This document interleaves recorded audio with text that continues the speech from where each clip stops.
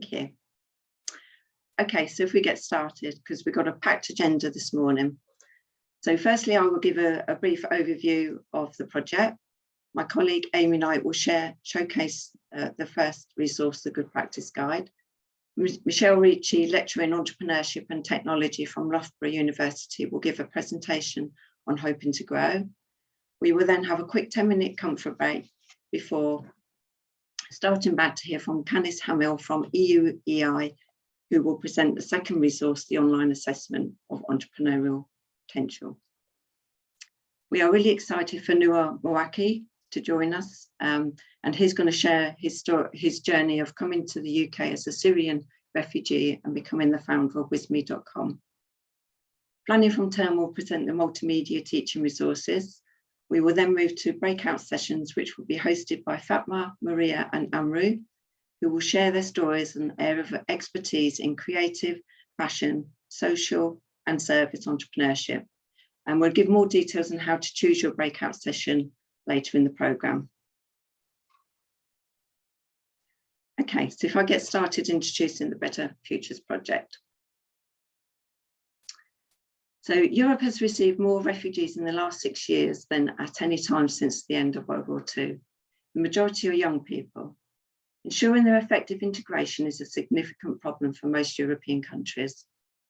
Funded by Erasmus+, the project Better Futures, enabling young refugee entrepreneurs, looks to bridge together the youth, entrepreneurship and refugee sectors to improve access and quality of entrepreneurship education for young refugees. We've brought together partners and experts from the United Kingdom, Denmark, France, Germany and Ireland who have on-the-ground experience with working with refugees. Using their knowledge and expertise, we have aimed to produce resources which work together to address the gaps in attitudes, policy, knowledge and skills that organisations need to move towards more inclusive practices. So why is entrepreneurship a good route for young refugees? Entrepreneurship education and subsequent business creation has enormous potential as a route to social integration and financial autonomy for young refugees and asylum seekers. It provides direct opportunities for self-employment as well as engagement in the community, creating value for everyone. The aim of the Better Futures project is to empower young refugees and asylum seekers to achieve economic independence and further their social integration as successful entrepreneurs. So a bit about the partners involved in the project. So in my introduction, I mentioned I work for National Enterprise Network. We are a membership body. We were established in 1993, and our members are organisations that are passionate about working with new emerging and established businesses throughout England. A number of our members are working with refugees and have supported the Better Futures project with its research. The Entrepreneurial Refugee Network TURN, which I'm sure a lot of you attending today know of, their work is built around supporting refugees in the creation and development of their own business throughout business exploration, business startup and business growth. Another partner is Life, and they're based in Germany.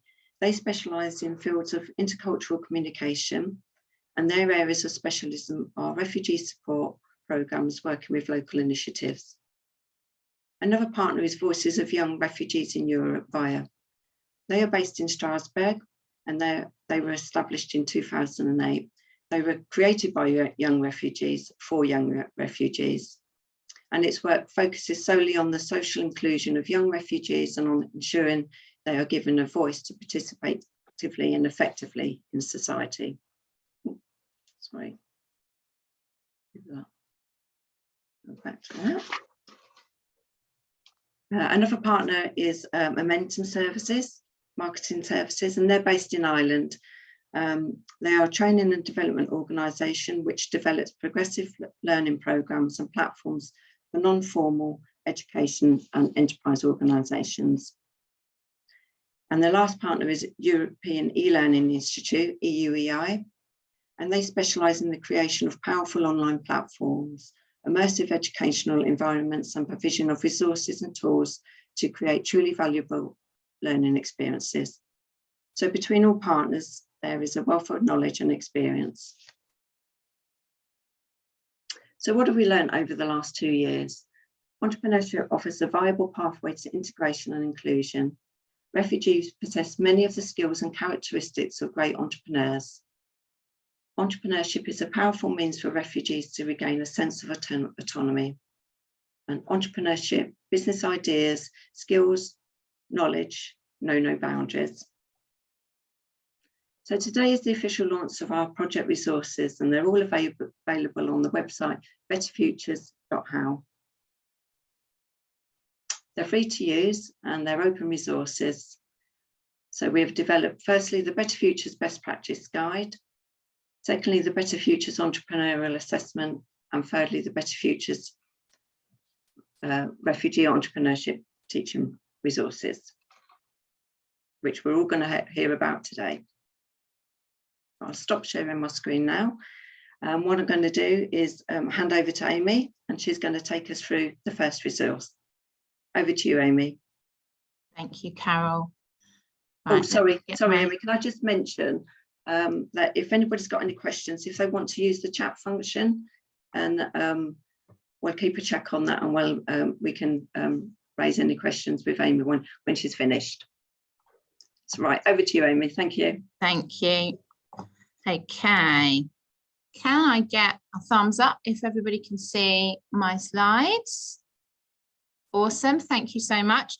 Carol, you might not have realised, but while you were presenting, I was just chatting to some of our participants, and we've got somebody from Nigeria and somebody from Canada on the call.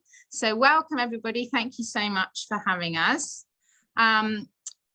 I am Amy. I work with Carol at the National Enterprise Network. As Carol mentioned, we are based in the UK, and I'm talking to you today from Milton Keynes, which is a little city about 50 miles north of London.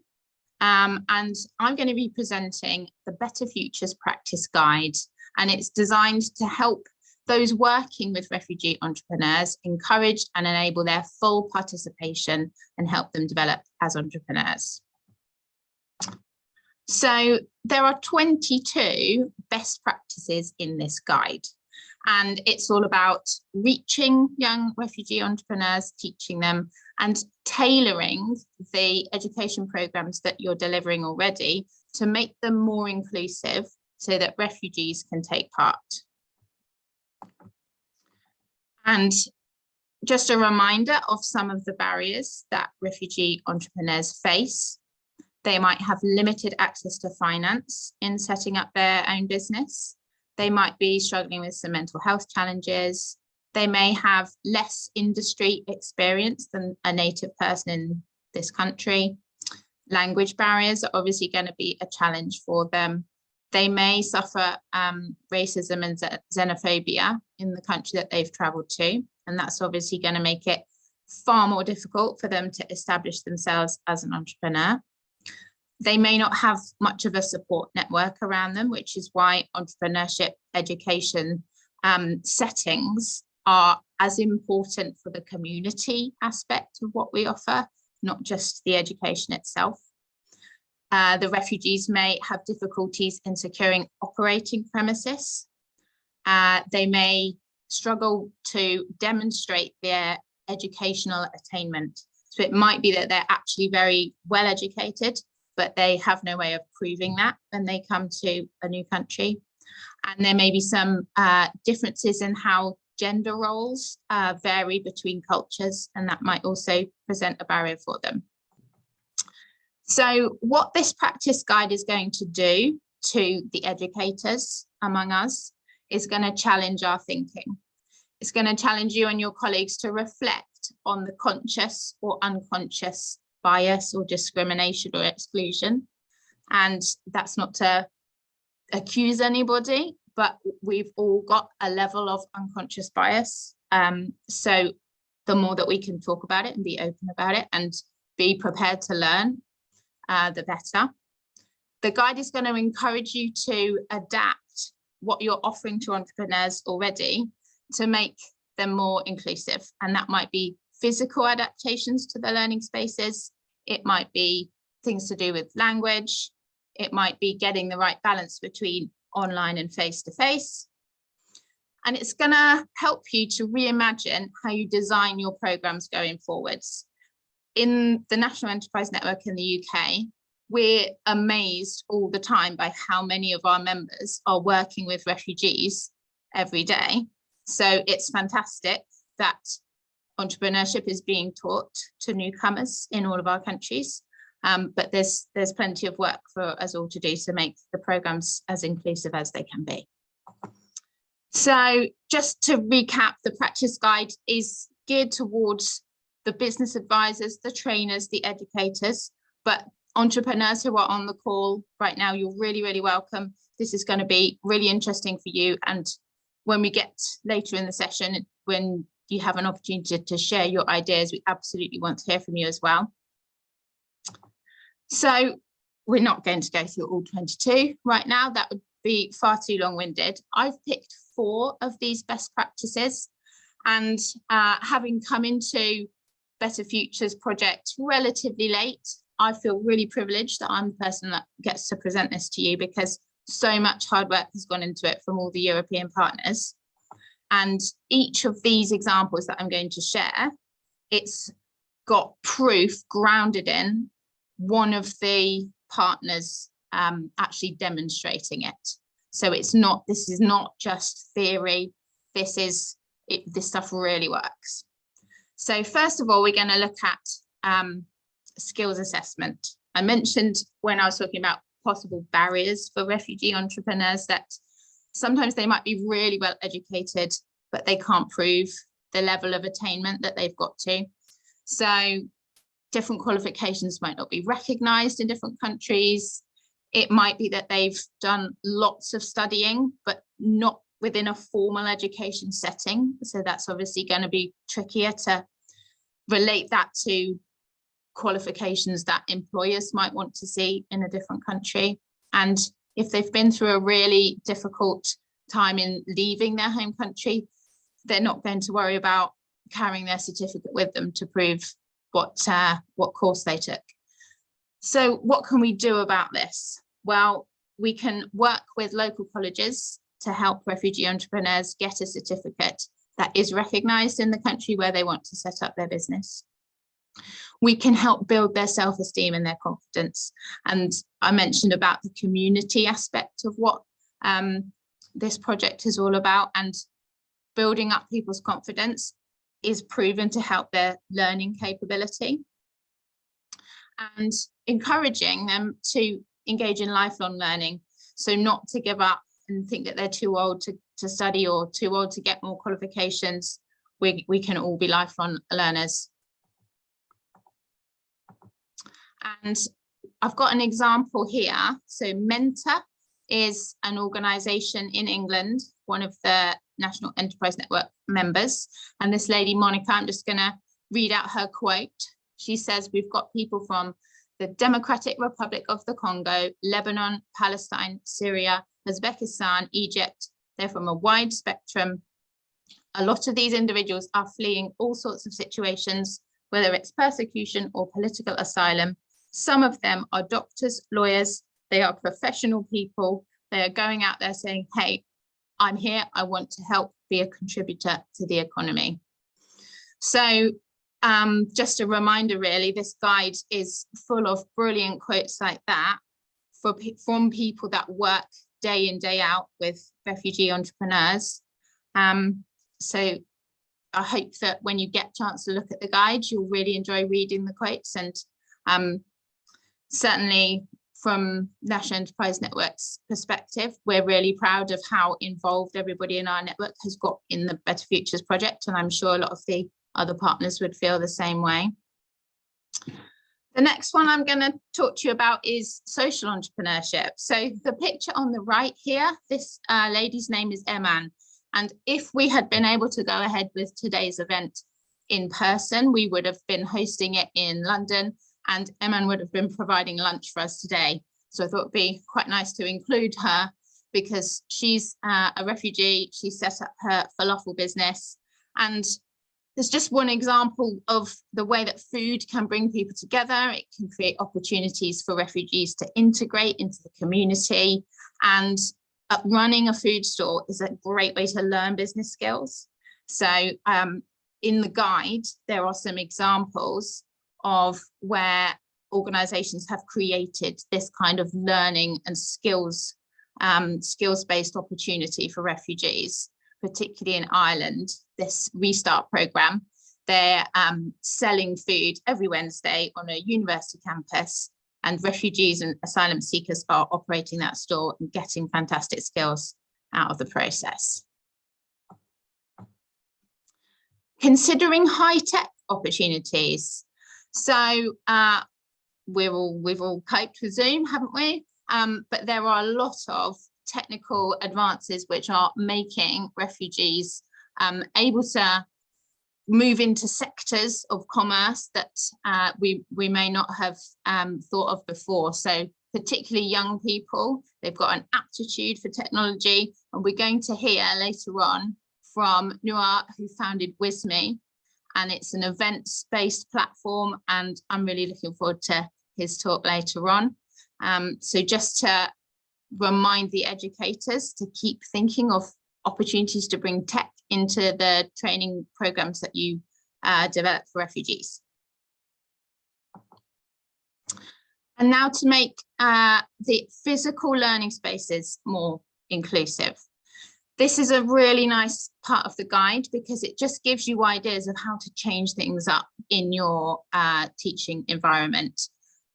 There are quite a few schools of thought that say, since digital transformation, since the pandemic, moving more to online teaching can be seen as more inclusive because people are able to take a training course from their home, whether they don't have access to transport, whether they've got a small child, whether they've got some other reason why they feel more comfortable learning in their own home.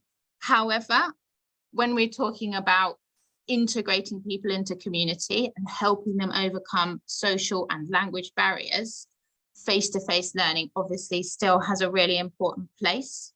So I've chopped out of the guide here just a few examples of how to practically rethink your learning space. And what the guide offers are pros and cons of each of these room layouts. So it will make you think about how the refugee entrepreneur feels in that setting. So creating a safe space for young people to experiment with starting a business can also help build confidence and knowledge while reducing the fear of failure. So those are 4 examples out of the 22 best practices. And just to recap why this is so important and why we're all here today, Entrepreneurship offers refugees and newcomers a unique pathway to integration. We want them to help develop economic independence, self-confidence. We want them to feel part of a community. We want to encourage society to embrace them and their diversity. And economic inclusion leads to greater social inclusion, and that's great for everybody. So a bit later on, you'll be able to access links if you don't have those later. I'll make sure these slides get put up on the screen at the end. And just to say that I am the person behind the social media pages for the Better Futures project. So if you're enjoying your experience this morning, if you've learned something, if you found it valuable, if you can go on Facebook or LinkedIn and tag the Better Futures page, that would be amazing. And I will look out for your comments later.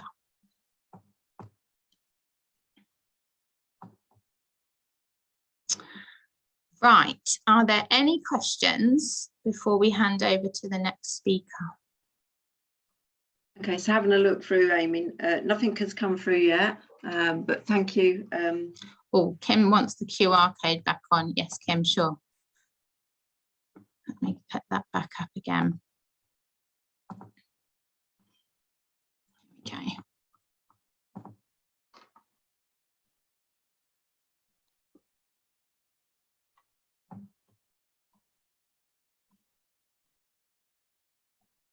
Okay, can I at this point hand over to Michelle?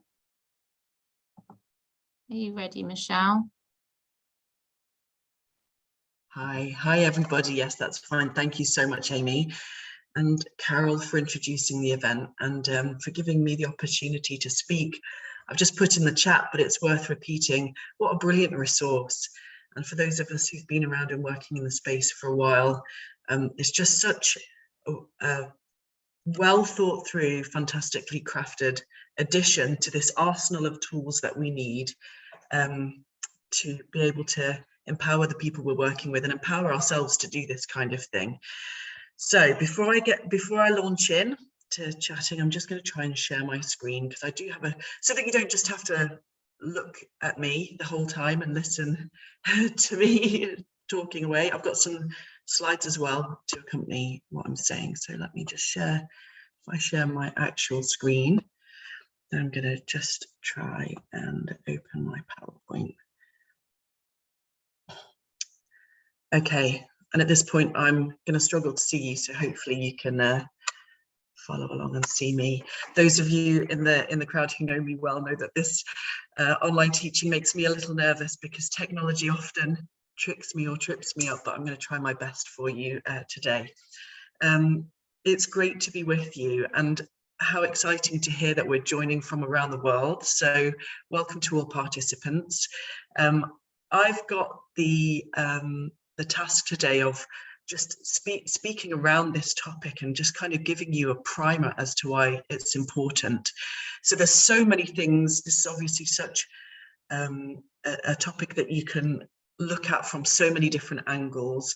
And in fact, there's a couple of people in the group today, alumni of the university that I work at, that have heard me wax on about this for many, many hours. But I'm going to condense my comments to just 15-20 minutes today. So if there's anything that I share with you today that you've got questions about, although probably not, I'm happy to discuss them with you at the end. I've talked about, I've called this set of slides today Hoping to Grow, and it's not just because I live in a very rural part of the country up in Leicestershire, where there are a lot of farmland and green and rolling hills, but hopefully it's a metaphor, a very hopeful, positive, optimistic metaphor that I feel goes really well hand in hand with the resources that are being launched today. So who am I? Many of you I know, and it's lovely to see you here in the chat, and I feel like I'm amongst a group of some of my good old friends now, but many of you won't know me. So who am I? Well, at the moment, primarily my role is that I work as a lecturer at a university here, right in the middle, right in the Midlands of the country, for those of you who aren't in England, at a university with an almost imperceptibly difficult to pronounce name for someone who's not come from the country. So Loughborough University is my academic home, and I work there as a lecturer in technology and entrepreneurship, because my working background was in that field. So I worked prior to coming back in as an academic with small startups, mostly in the technology sector, who are hoping to grow. Now, as an academic, I help to support and work alongside and still work a lot of my time outside of the university with businesses who are supporting technology businesses or using technology as a means of support, and usually in a setting where there's some kind of social change happening. So obviously this falls into that category. And really my role is and should be supporting this work with the kind of thing that I am uniquely placed to do, which is to build some evidence in support of best working practices, statistics and anecdotes that show the bigger picture and what's going on, and also to test what we might do. What might we do?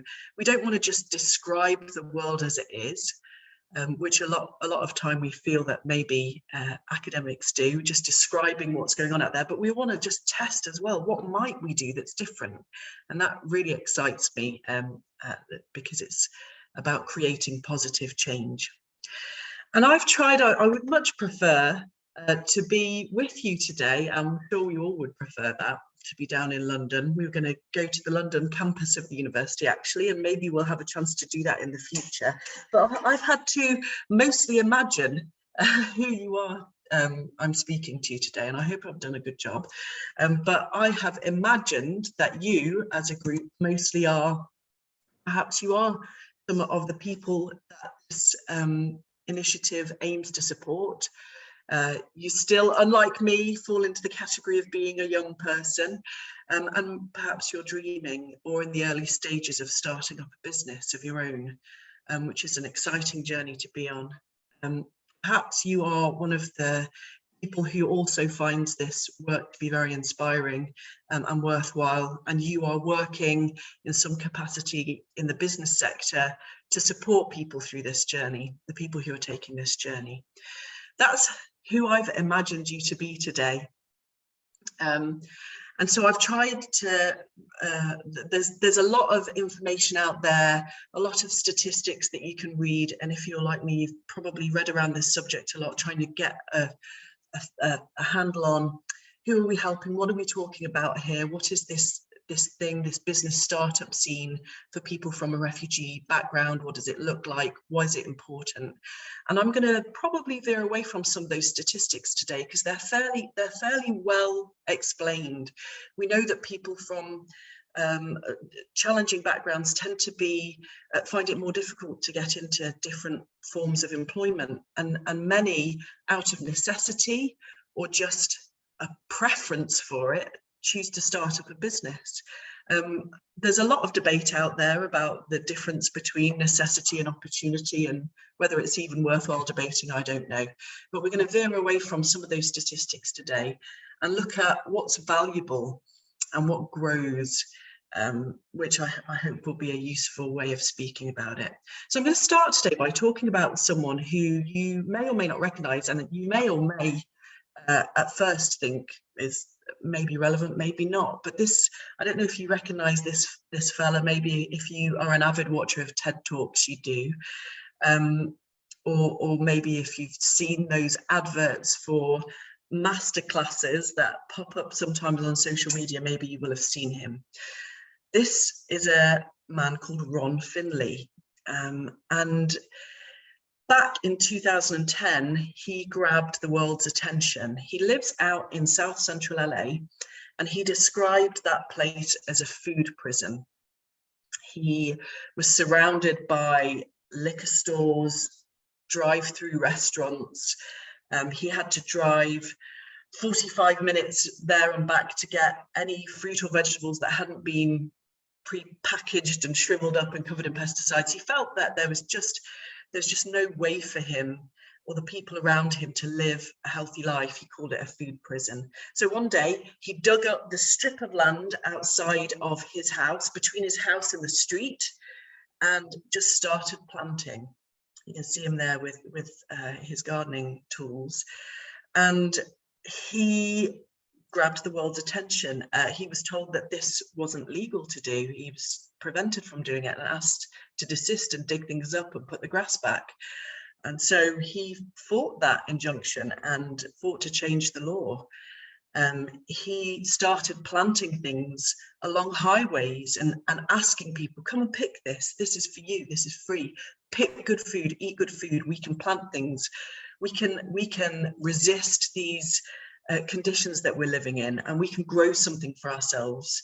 He started to describe himself as the gangster gardener, and he did a TED Talk, which at the time I checked had 3.5 million views. That was about a decade ago, but more recently he's done a masterclass. And of course, in lockdown and these conditions, lots of people have turned to gardening. So he's maintained this kind of level of attention. So why do I even talk about him today? Why is he relevant to us? One of the things that I really like about his story, oh, I should put this up, is I'll keep it polite. This became his kind of mantra, and I'll use the polite version that my 9-year-old son would probably say, plant some shiz.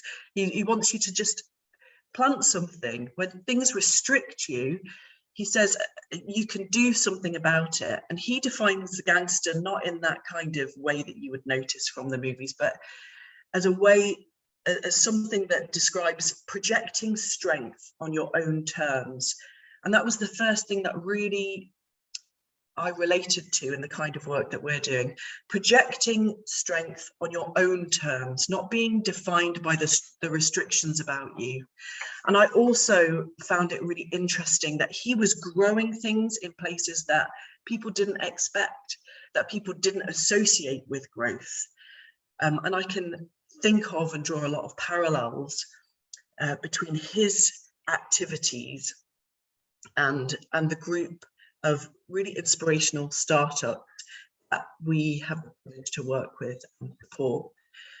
So we work with people in situations who are defined sometimes wrongly by society, by some of the difficult experiences that they've had. And the ladies have already done a really good job of talking about what some of those restrictive circumstances are. But, you know, these are people who've had very challenging experiences. But what is inspirational about what they're able to achieve is that those restrictions, those experiences do not define them. And in their own ways, they are resisting those restrictions and planting things, ideas for businesses that can grow.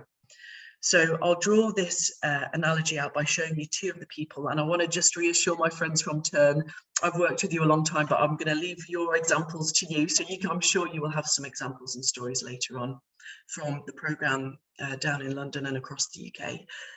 These are two individuals, though, that show you that this ability can grow something through your own ideas that can empower you and support you in your own way to defy the restrictions or the experiences that you've had, can happen anywhere.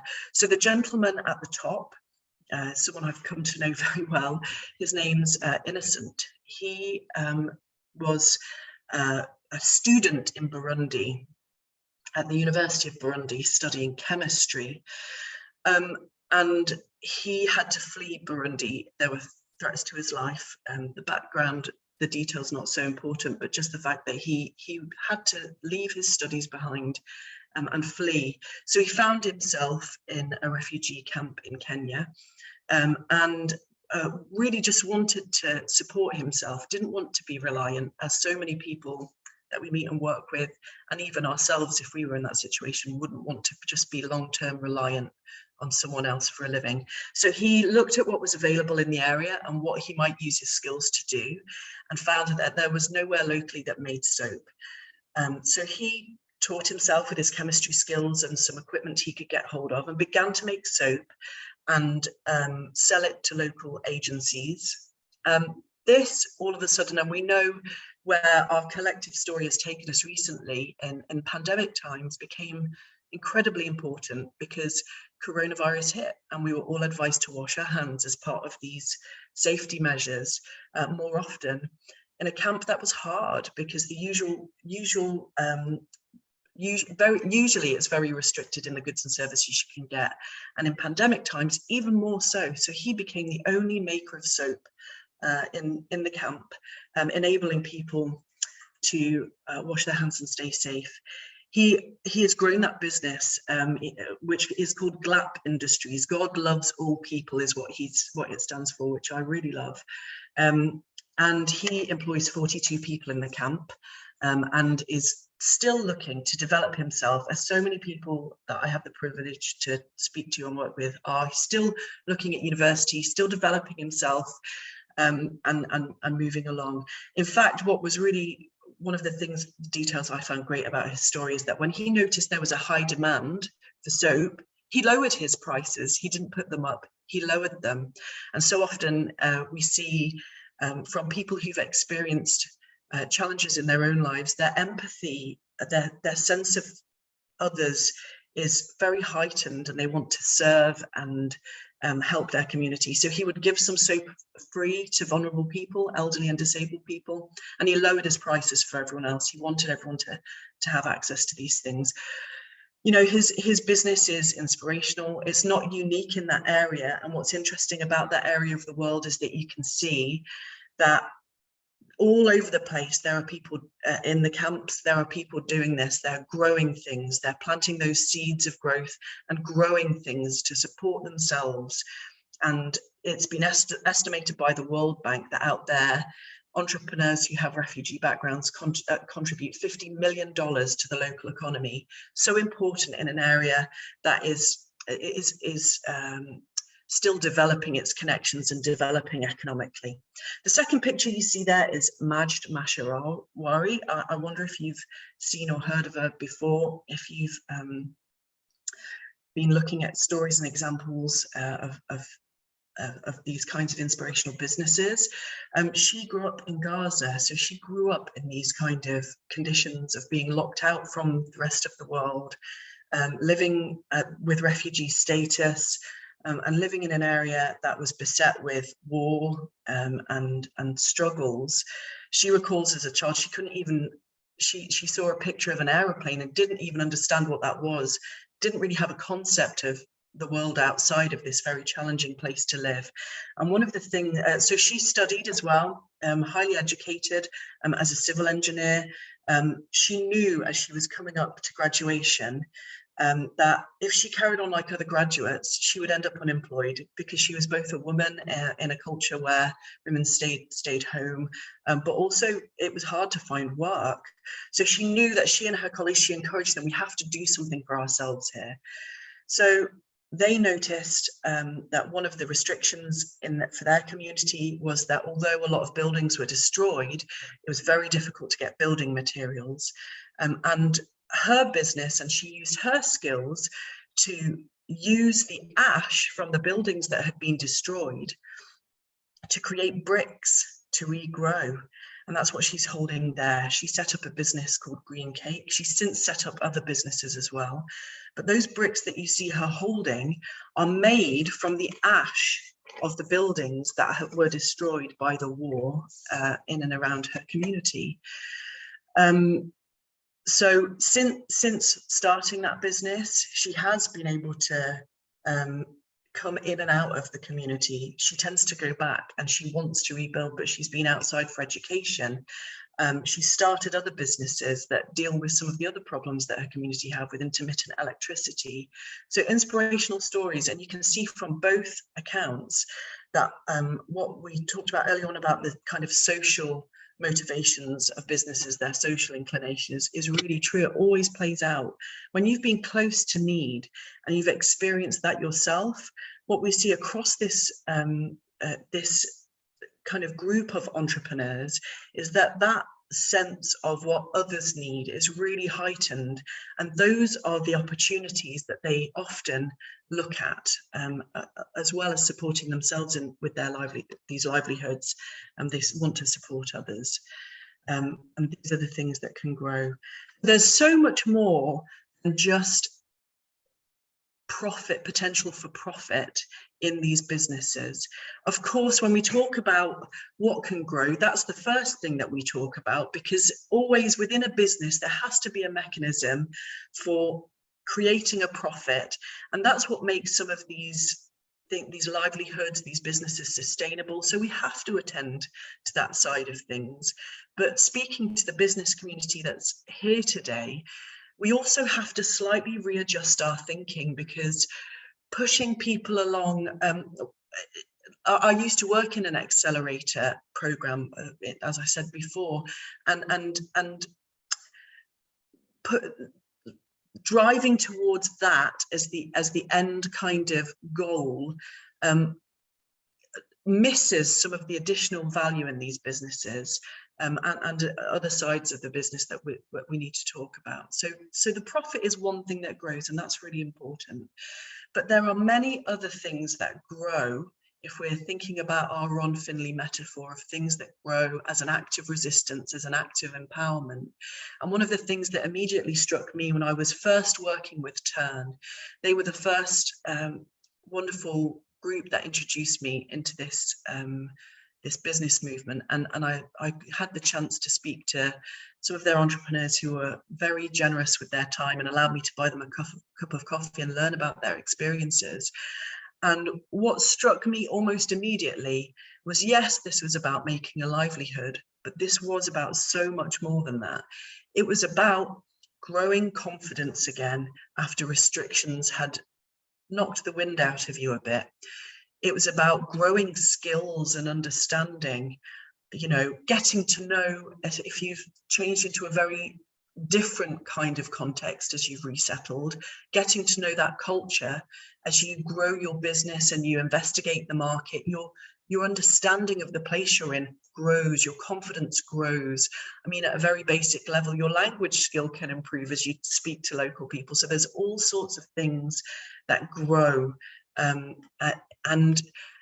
the value to the local communities as well, not just the individual creating a livelihood, but we've seen there people creating jobs that are available to local communities, opening up opportunities. There was a community down in Bristol where lots of Somalian refugees had been relocated, and for a long time many of them had been really disenfranchised by the bank sector. They found banking really difficult, getting bank facilities, and especially to start a business. Two trailblazing entrepreneurs down there, as they set up their own business and got to know and built a relationship with the bank manager there, then brought that bank manager into their community and helped him to understand. So there's a lot of value to local communities, and I've seen firsthand the value of our refugee background entrepreneurial friends as advocates, helping us to build bridges into communities that we find otherwise, you know, feel isolated, and we find sometimes difficult to understand as well. Of course, talking about the value of these businesses, and there are a lot of just financial figures out there as well. I mean, if you look on sites like the Centre for Entrepreneurs, they talk about the economic kind of value, but we'd be remiss if we didn't just remember that the other side of the coin here is the kind of challenges that we've already alluded to this morning, the additional barriers that a refugee background can present, that are additional to what people who would have grown up and always lived in and around the UK or in and around the country would face. So we've already talked about access to funding, language, and all of those kind of cultural barriers that exist. I think one thing that I found that I would share with the community, the business support community that's here, is that taken together, all of these additional barriers, both those that are real and those that are perceived, that are felt, can heighten the sense of risk that people feel. So they can both be, at the same time, be very much drawn towards, you know, the hopefulness and the opportunity of starting a business, but also feel a really heightened sense of risk that we as a community need to understand and attend to in some of the support that we offer. And that can be, that can show up in ways like, out in East Belfast, we were working with a programme where in order to get the help that people required, they had to register their business, and people didn't want to register their business, and the group were unsure why. And as we spoke to them and worked through things, what became apparent is they were really unsure about the effect that this would have on the different benefits that they relied on at the moment. So, you know, their access to things that just enabled them to live. They didn't understand how sudden that, whether they would suddenly, once they registered, there'd suddenly be a switch that turned off, you know, access to housing and help and the things that they needed. And so the risk felt very pronounced. Out in the camp where I'm working at the moment in Kenya, being visible as a business, opening your shop is great on one hand, because you let people know you're there, you're open for business. But on the other hand, in that setting, where people can see that you're open for business, it also can give you a feeling of vulnerability because they can see you're doing well. They might come and ask you for money or demand money, or even you might be vulnerable to being robbed in a place where the police can't often easily access you. So understanding, we talk a lot about risk and reward in business and opportunity and risk, but understanding what are the risks that our community that we're working with to support are taking is really important. And I believe that some of these resources will go a long way to helping us to do that, but we really have to be empathetic to that. I'm just looking at the time. I warned the ladies that I can talk for a long time without stopping. I'll come to the chat in a minute.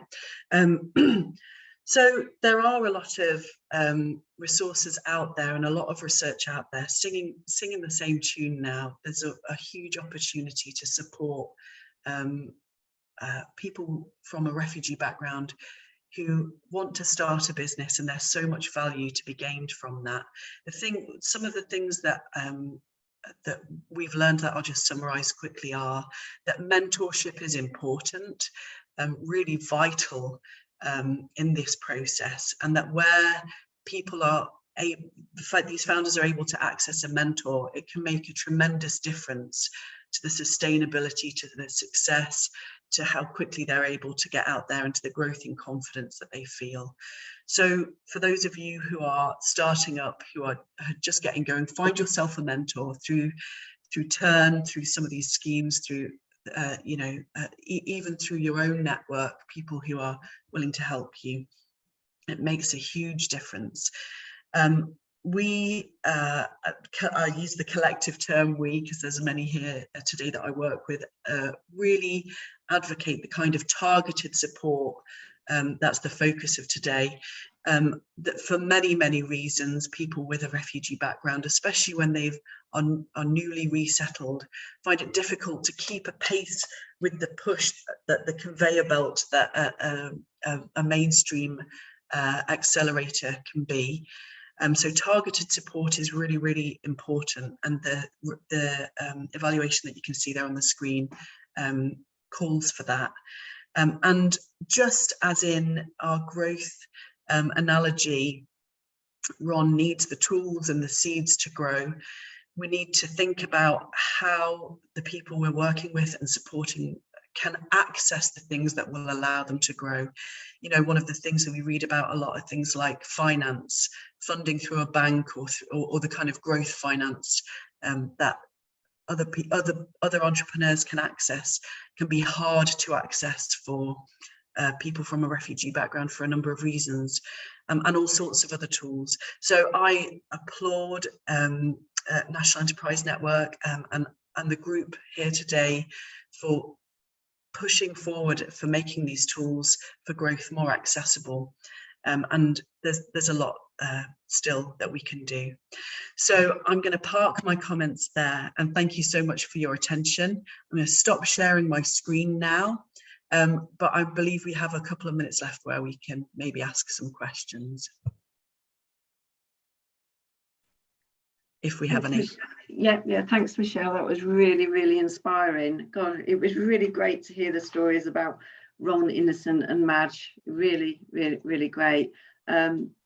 We haven't got any questions in the chat. I don't know if anybody wanted to ask anything, or we can certainly share the slides with everybody following the event. But if nobody's got any questions at this stage, I'll thank you, Michelle, for. Sorry, there's a question from Yes, here. of course. Yeah. Hello, how are you? I'm great. How are you? Yes, hello, Michelle. Really interested in the work that you've been describing and and highlighting, and it struck me, and I thought that the Gangster Gardener was a great thing to hear about. But what I was interested to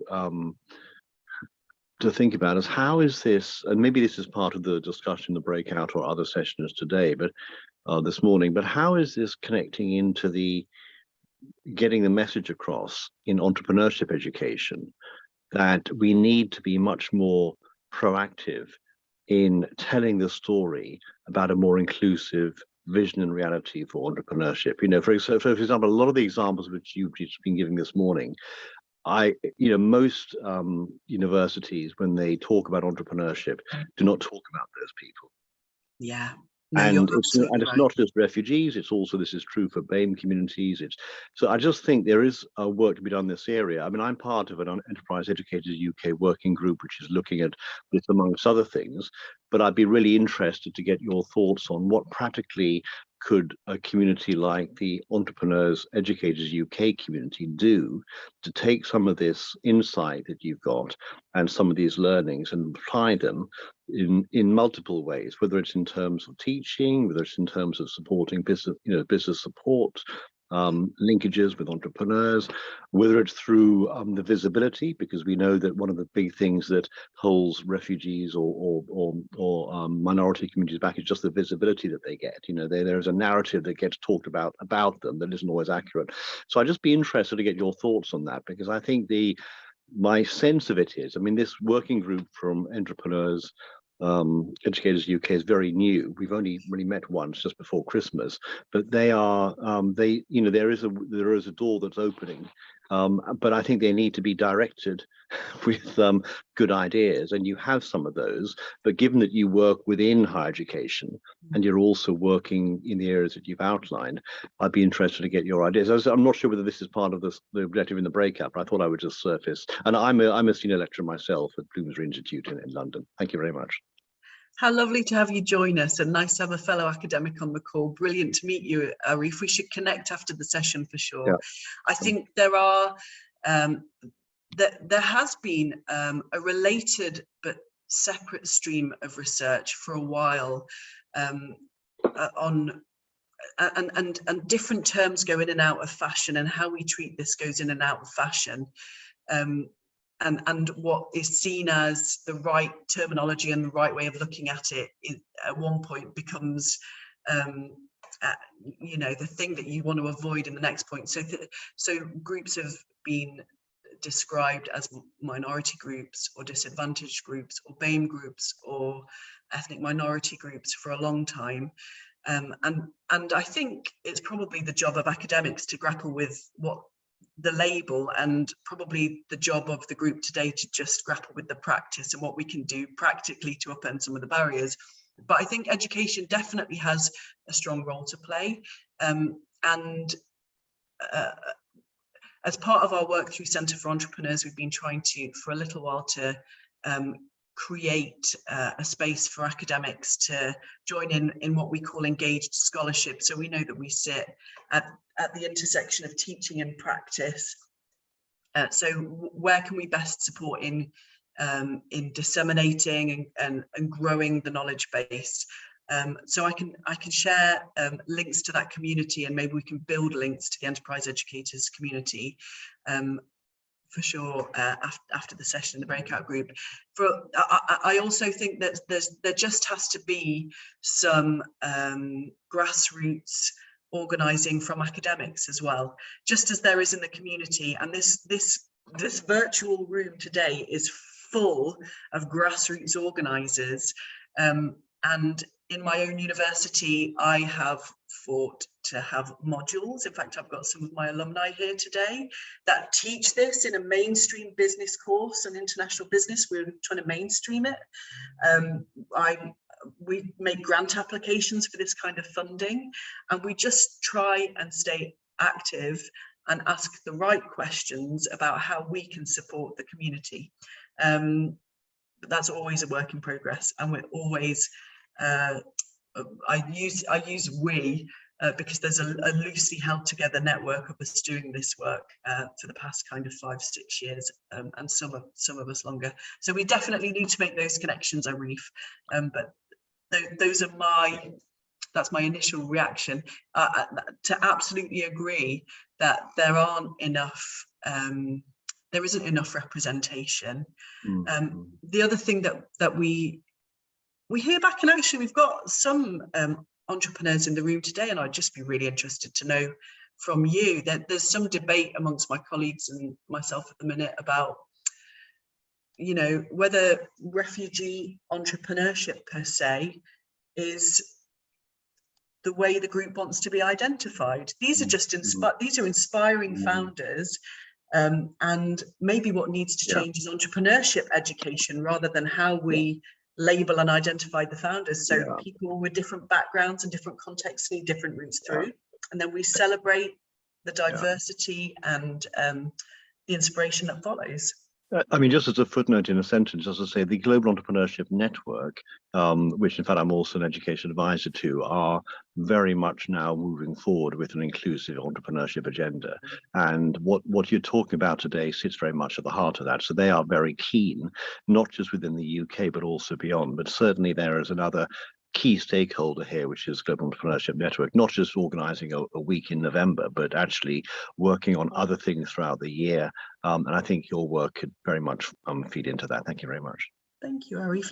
Let's email after the session and keep the conversation going. Any other questions from anyone? I think there's a group, quite a big group here that I've sat and spoken to over the years, but some I've not met. I wonder if there's anyone else kind of new to this. I know we got a question from Jeffrey. I'm just conscious of time. Jeffrey, did you want to raise your question? Please, Jeffrey, I'll give you a quicker answer, I promise. Academics can talk for a long time to each other. Apologies. Really, thanks, Michelle, and I want to thank you for the good presentation.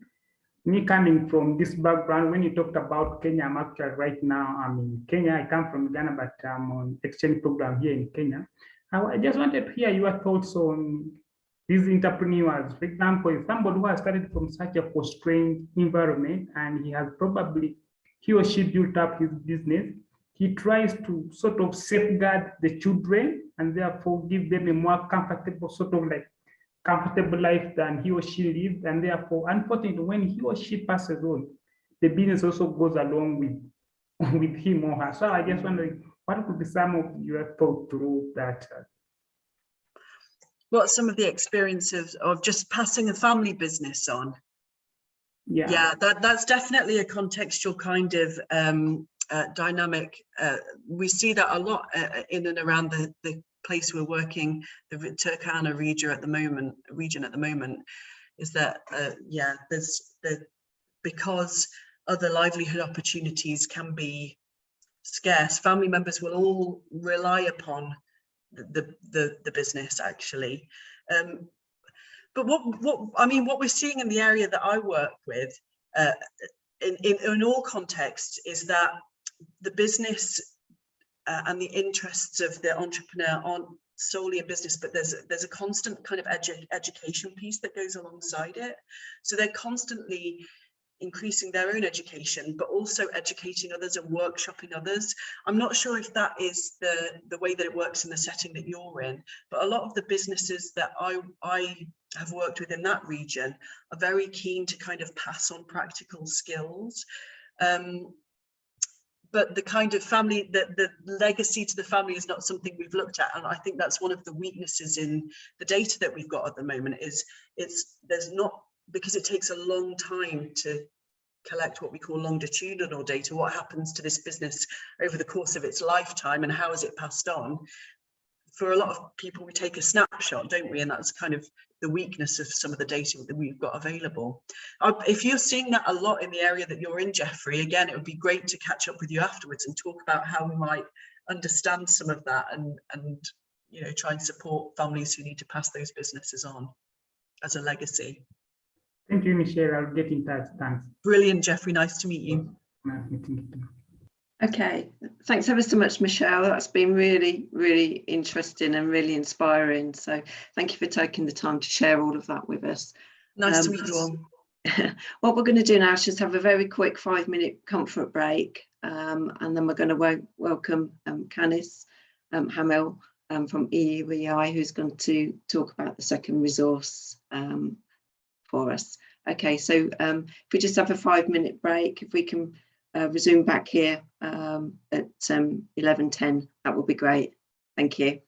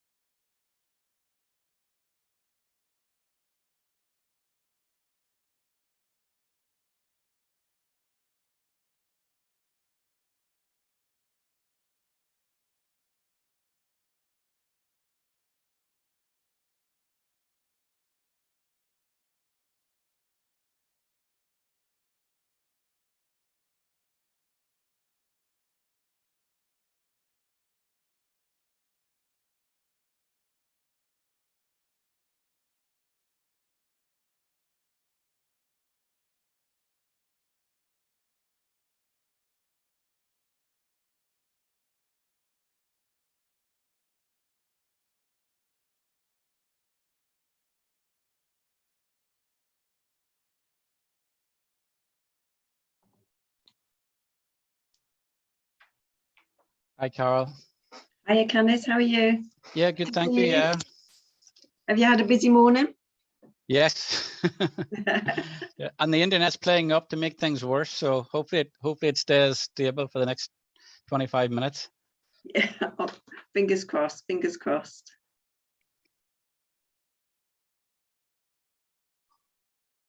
Okay, I think it's difficult to tell if everybody's back because most people have actually got their videos off. So maybe if every, oh, hi Fred. Hi Kim. Hi Carol, I'm actually in now, but I don't know why my video's not showing. Okay. Yeah. Thanks, Lucy. Thanks to Lucy for sending me that link. Okay. All right. If I hand over to Canis, who's from EUEI, and he's going to talk to us about the second resource, assessing entrepreneurial potential. So over to you, Canis, and great to see you. Okay, thank you, Carol. First off, can you see my presentation? Yes, we can. I shared my screen. Yeah. Is it in presenter mode or just non-presenter mode? No, it's not in presenter mode. Okay, let's see.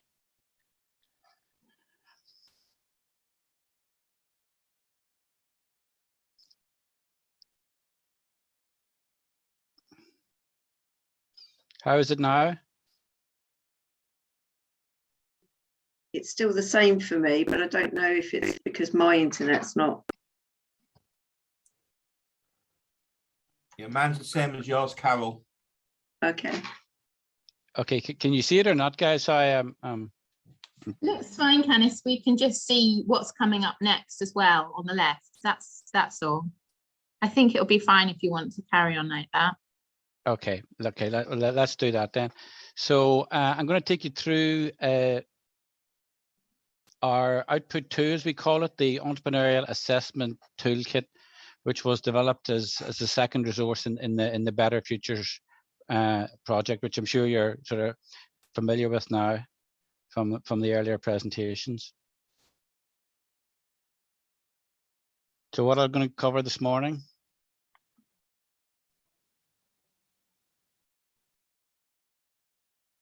If I can get my slide to flick on.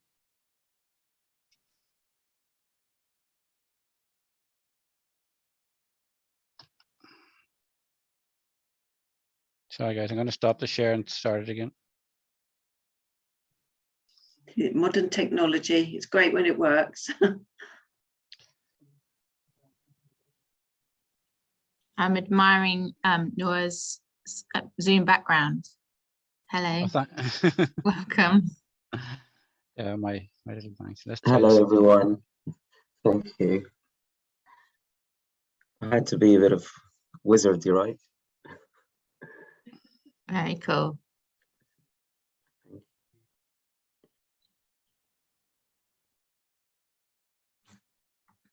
Okay, that's it. See. That's perfect, Canis. Okay, so yeah, so what I'm going to sort of take you through a little bit is an overview of the toolkit, basically doing the visuals of the toolkit, outlining sort of the presentation of it, talk a little bit about the 4 aspects of the 4 tools that are included within the toolkit, and then if we have time, I'll do a little bit just on the sort of personality profiling, which is one of the tools we use in the toolkit. So first off,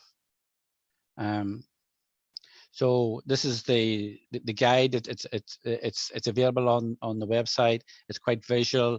The actual toolkit itself is a reasonably short toolkit. I think it's less than 20 pages.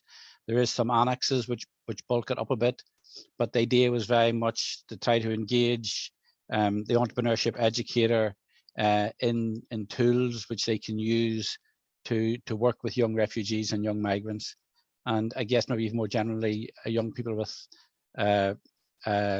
exclusion, social exclusion, or other aspects of exclusion. So in terms of the content, there's a little bit of the introduction, what the toolkit is used for. It's very much focused on entrepreneurship educators.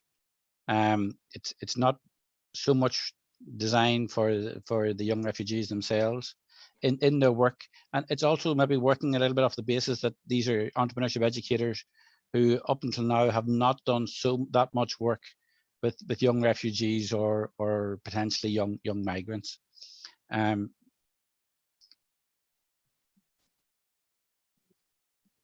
So we have a little bit of the overview of the Better Futures project. We outline why entrepreneurship is a good route for young refugees, why they particularly need support, and then there's an overview of the 4-step approach that we take as part of the toolkit, and that 4-step approach is based on 4 main dimensions, and in the annex of the report or of the toolkit, you'll see some of the research that underpins this 4-dimension approach. So one of the things that the toolkit has resources for is looking at trying to measure entrepreneurial competence, and that's based on the EntreComp model, the European Union's main competence framework on entrepreneurial competences. And I'll talk a little bit more detail of that in the next section. We also then look at sort of psychological competences, and there has been some research done. Actually, there's been like a revival in research on psychological competences and profiles that maybe are some personalities. Some people does their psychological personality or profile lend itself more to setting up a small business. So we deal a bit with that and some tools for assessing psychological competence. Then the social competences. Obviously, entrepreneurship is a very social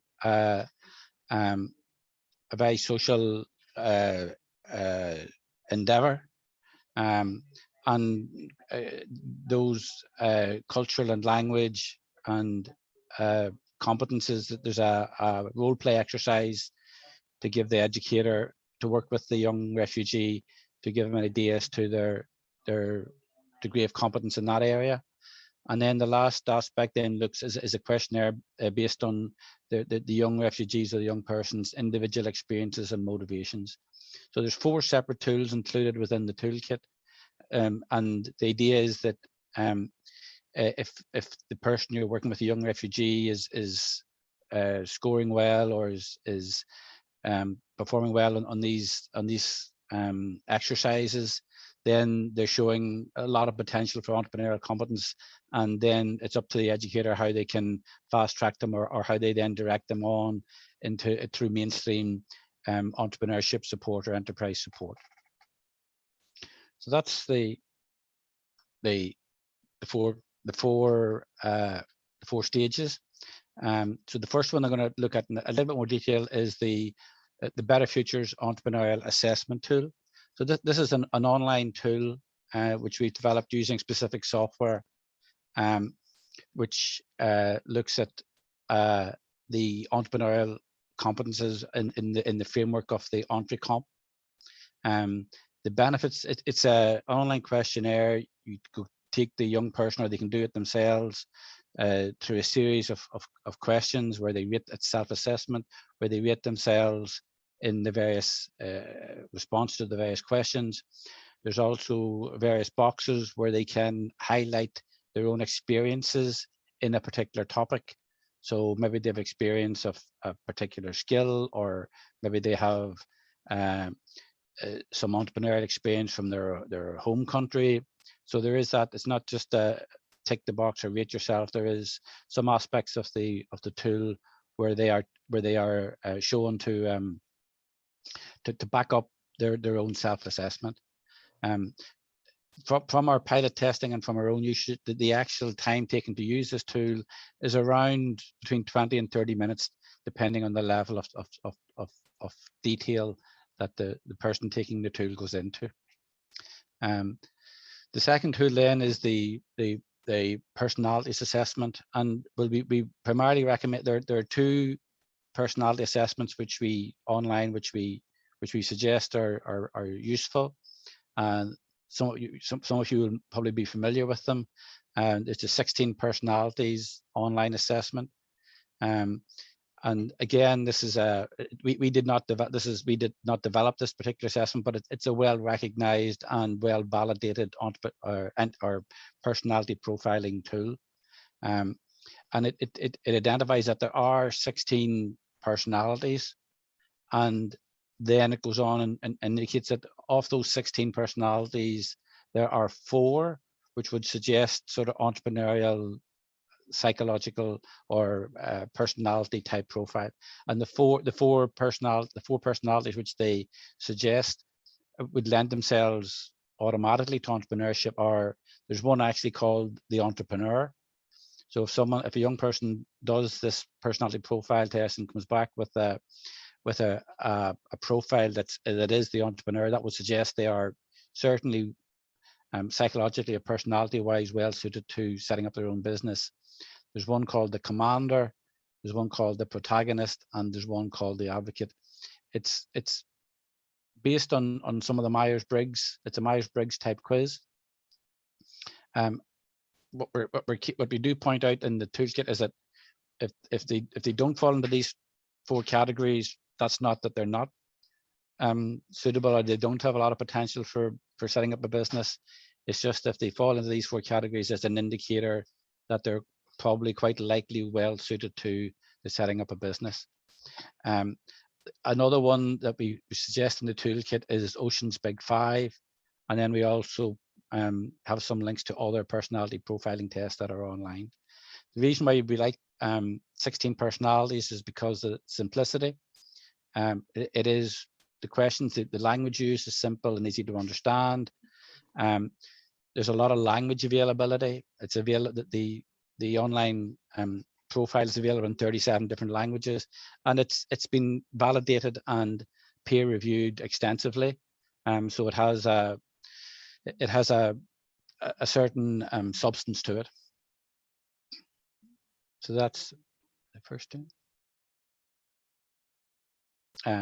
The third tool that we provide as part of the toolkit is a role play exercise, and it's a role play exercise particularly around communication and business communication, and it takes the form of almost like the role play takes the form of like a Dragon's Den style pitch, and there's guidance in setting up the role play. There's guidance on actually marking and looking at the communication skills of the young person. So as it says here in the document, it looks at encompassing face-to-face communication, presentation skills, and persuasion skills. The role play takes roughly about 30 minutes to complete, and the benefits is that it looks at the language proficiency. There is like a scoring table that's also associated with the role play, so it's in some ways it is measurable. It indicates proficiency levels, and it's also a very engaging exercise or activity for engaging with the young refugee.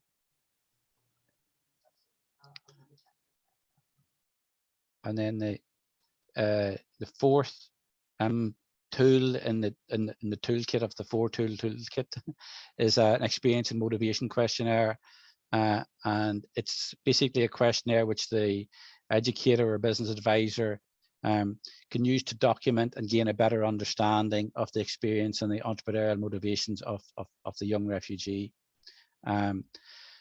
It looks at again assessing their entrepreneurial aptitude. It's a good starting point in clarifying what, if any, business idea they may have, and it also the language it uses is very appropriate. The benefits of using it is that it gives a good structure to any initial contact or even subsequent contact with the young refugee. It's useful in building a rapport and in getting an insight, and it's quite personal. It's good for eliciting hidden skills and talents. And again, depending on the individual, it should take around 20 to 30 minutes to complete. So then just to take you through, so this is like the screenshot of the role play exercise, and there's subsequent information, there's scoring sheets, and there's links to YouTube videos. This is the experience and motivation again. I'm just showing you the first page of it. There are a number of pages, so you can see it asks about their personal situation, about their status, about their work permit status, talks about their education experience, their language skills, their business skills. And then Annex 3 looks, as I mentioned, the theory and research that underpins this four-dimensional approach to development of the toolkit. So the entrepreneurial assessment, which is the online assessment which we developed as part of the project, an additional indication of how entrepreneurial they are, and the three competences areas which align closely with EntreComp are ideas and opportunities, resources, and into action. The benefits, so you complete it online. The benefits of getting it will be that it's very much a personalized report. It also then gives you guidance as to which part of the training course you should, depending on how you perform in the different aspects of entrepreneurial competence. It gives you tailored guidance as to what part of the training course you should focus on. So this is something that a young refugee can use as a standalone resource, or it's also something that a mentor or business advisor can use and work in conjunction with the young refugee. So it's personalized, it's recognized, it's aligned with EntreComp, and EntreComp is increasingly becoming the de facto standard for entrepreneurial competence in Europe. And then, as I say, as I already mentioned, it has these personalized training recommendations. So, now my slide decides to do. So this is just a screen grab of where you can access the resources. So this is the Better Future website. The toolkit is, well, you can see there, actually the resources are all available in English and will soon all be available in English, French, and German. And in the coming months, probably before the summertime, will also be available in Arabic. And that's, I would suggest, if you haven't done it, that you go take a look at the 16 personalities and do it yourself. I think you'll be pleasantly surprised at the insights that it provides. And then this is just if I have more time, we would actually do the 16 personalities test. So that's me. Oh, that's great, Candice. Thank you so much. Has anybody got any questions that they'd like to raise at this stage? I mean, as Candice said, really encourage you to go to the website and look at the resources, and you can have a look at them in a lot more detail. And as Candice says, actually go through and actually do some of the personality testing, etc. But a lot of work has gone into the toolkit resource, and it will be a really valuable resource that you can use when you're working with young refugees, or if you're a refugee yourself who's looking to develop their own business. So, okay. Sorry, I can't put my hand up because for some unknown reason it's not appearing. Candice, are you in a position to be able to come over sometime to talk to colleagues at Hull City Council about see how we might be able to work together? Because we've got a significant number of refugees at the moment, and they, well, being blunt about it, we've just had 2 hotels taken over by our friendly government and just been told that's what they've done. It's similar up and down the country, but Hull's not noted for actually having, we've had refugees from across the world over many, many years, but not where it's been mass dumped by government. But one of the things that concerns me that not enough is actually being done in terms of employment training and or self-employment. So it'd be really good if I could maybe get your details from Carol or whatever, and if you were willing to come up and talk to senior colleagues. I certainly know that our communities portfolio holder, Anita Akbar, would be very interested, because it's something that we've talked about, and we're currently looking in general in terms of community wealth building.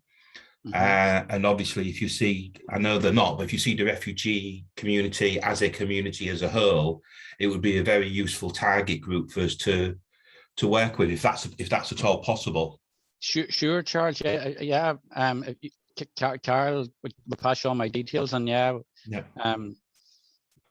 whenever you can set it up. I'm frequently in the mainland. So certainly. No. Yeah, Charles, at the I know you missed the beginning of the webinar, but we've got the good practice guide as well, which would be really helpful. Would be good for you to review, because that gives you a list of 22 good practices that you can have a look at, and it covers lots of the areas that you've just talked about. So. But certainly I can link you up with Canis, no problem. Thanks very much. Sorry, everybody. That's okay. Michelle, have you a quick question? Really quick. I was just going to say, Charles, we have the same thing going on in Leicester. And I think it was talked about initially and then has not been talked about at all. There are big communities that have now been in hotels for months with no access to this kind of training. So there's a huge demand for it. I know in some places, business chambers, I know in Stoke-on-Trent, for example, we're beginning to set this up, but I think networks like National Enterprise Network and chambers and others will have a big role to play in just trying to make sure that organisations and people like Charles know where to access this stuff, because there's a huge demand. Okay. Cheers. Thanks very much, and thanks again, Canis, for your time. Really appreciate it. Thank you, Carol. Okay, so moving on, I'd like to introduce Nour to you. I first met Nour when we were talking about the business that he's created, Wizme, because it was seen as a real benefit to our members, and we are looking at a commercial type relationship with Nour. But obviously, from talking to him, we realised that he'd got a really good story that would be great for him to share with you. So I'd like to hand over to you now, Nour, so you can tell us about your story. Thank you so much, Carol, Amy, Michelle, for putting together this event, and thanks for the invite. Nice to meet you all. My name is Nour Mouakke. I'm from Syria, Aleppo. I've been in the UK for probably around 12 years. My story really started back home in Aleppo in 2001 or 2, where I started working in some boutique hotels in the old city of Aleppo, which got destroyed today. And I really discovered my passion for the hospitality industry. At the time, I was doing on side of I was doing English language and literature at uni, but at the same time, I was doing French and tourism, and that's why to this business. So like I've been always like super dynamic and a hustler since I was young. I just realized recently, a couple of years ago, that I've got an ADHD. So kind of linked together how energetic I was as well when I was young. So I worked in hotels and I worked for different brands then, like for Sheraton. I did different roles covering different management roles, from concierge to front office, reservation, revenue. I worked for Rent a Car, but the hustler side of me, the entrepreneurial side, I used to organize events. So I love music so much. So I used to do lots of gigs, different types of music. But really, like in 2006, when I worked for Sheraton, I was part of the opening team. And we had a guy visiting us from a hotel school in Switzerland. And he kind of started talking about the universities teaching hotel management. And yeah, I kind of felt like I wanted to continue my studies, because when I was in high school, all my friends got into medicine or doctors, surgeons, but because of my ADHD, I never managed to read. I struggled really to study. So I wanted to continue my studies. Then after graduation, I wanted to do something. And then hotel management was like, the path to follow, as I love this industry. So the first big shock I had in my life was in 2007, when we discovered that my mom had a cancer at the time in her brain. At the time I was 24 and I have 4 younger siblings, and my youngest brother was 9, and my mom just passed away after 100 days. I still remember, like, I loved the hospitality and I was working and I was really young. I didn't realize that my mom will die. I still remember speaking to her and crying at the hotel where I knew that she, at some point she's gonna go. So yeah, I after in 2008-9, I started looking, to travel and to study, and yeah, changed different locations. At the end, I started to come to England. At the time, the UK used to give 2 years work permit. So, I kind of felt like any person out of like a third world country. I wanted to explore the world, and I felt like I have a lot of boundaries in our region, and I've wanted to follow my ambition. So yeah, I applied and I moved to England before the war started. I was very fortunate. I moved end of 2009, and I went to Durham University. I did my master's in marketing. Graduated, not the best grade, but at least I managed to graduate from university. And yeah, I started looking for jobs. And at the time, I was like, first thing I will search for is hotels, because I know hotels business. So I was really applying for all jobs. I lived in Lake District for 3 months towards the end of 2010 when I was searching for jobs. And I started doing any job just, to fill my time and build a bit of experience. So I did door-to-door sales in Newcastle for a month, trying to sell tuk-tuk. It was a quite interesting experience in the Northeast, to say the least. And then I worked in hotels. Like I did kitchen porter. Like I didn't mind doing anything. At the end of the day, I thought, I need to build the experience, get into the job market. It's okay. So I did different things. But I remember at the time, the hotel GM, the general manager, just said, "No, like you're quite overqualified for what you're doing." So I didn't continue. And at some point, I found a job at the Intercontinental Hotels Group. They were looking for a salesperson who can manage global clients on behalf of the hotel chain, who can speak Arabic. So I got the job and I moved to London, beginning of 2011 in February, 1st of February, almost, 12 years from now, and or 11 years. So I started working there and like really kind of got into the job market, like, got into understanding a corporate culture here in the UK. And I struggled in the beginning, I must say, because of the difference of culture, my personality, but then I managed to get on with the job. I spent there 4 years. I really made the best of it as well when I worked for the Intercontinental. It's all about network. Like for me, networking is my kind of one of my fortes. And I think as an entrepreneur, your network is your bank account. It's about who you know, and so I was always like trying to meet a lot of people within the organization, so I can increase my knowledge about different departments in the company. So at the time, the Intercontinental gave me a highly skilled visa. They liked my job, so they sponsored me. But I had the idea of my company, like I had the idea of the product at the time. So, booking meetings and events, all organizations organize all types of conferences, fundraise events, private dinners, Christmas parties.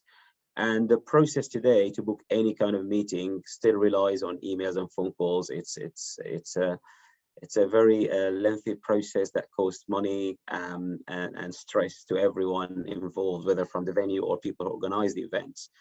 And I thought I could maybe build a technology that can automate it. Of course, it was a big dream to, you know, because there were some established players at the time, but I was not afraid. I thought, you know, I have the knowledge, I can build a better product. It was like quite a risky move, but I thought I wanted to make it.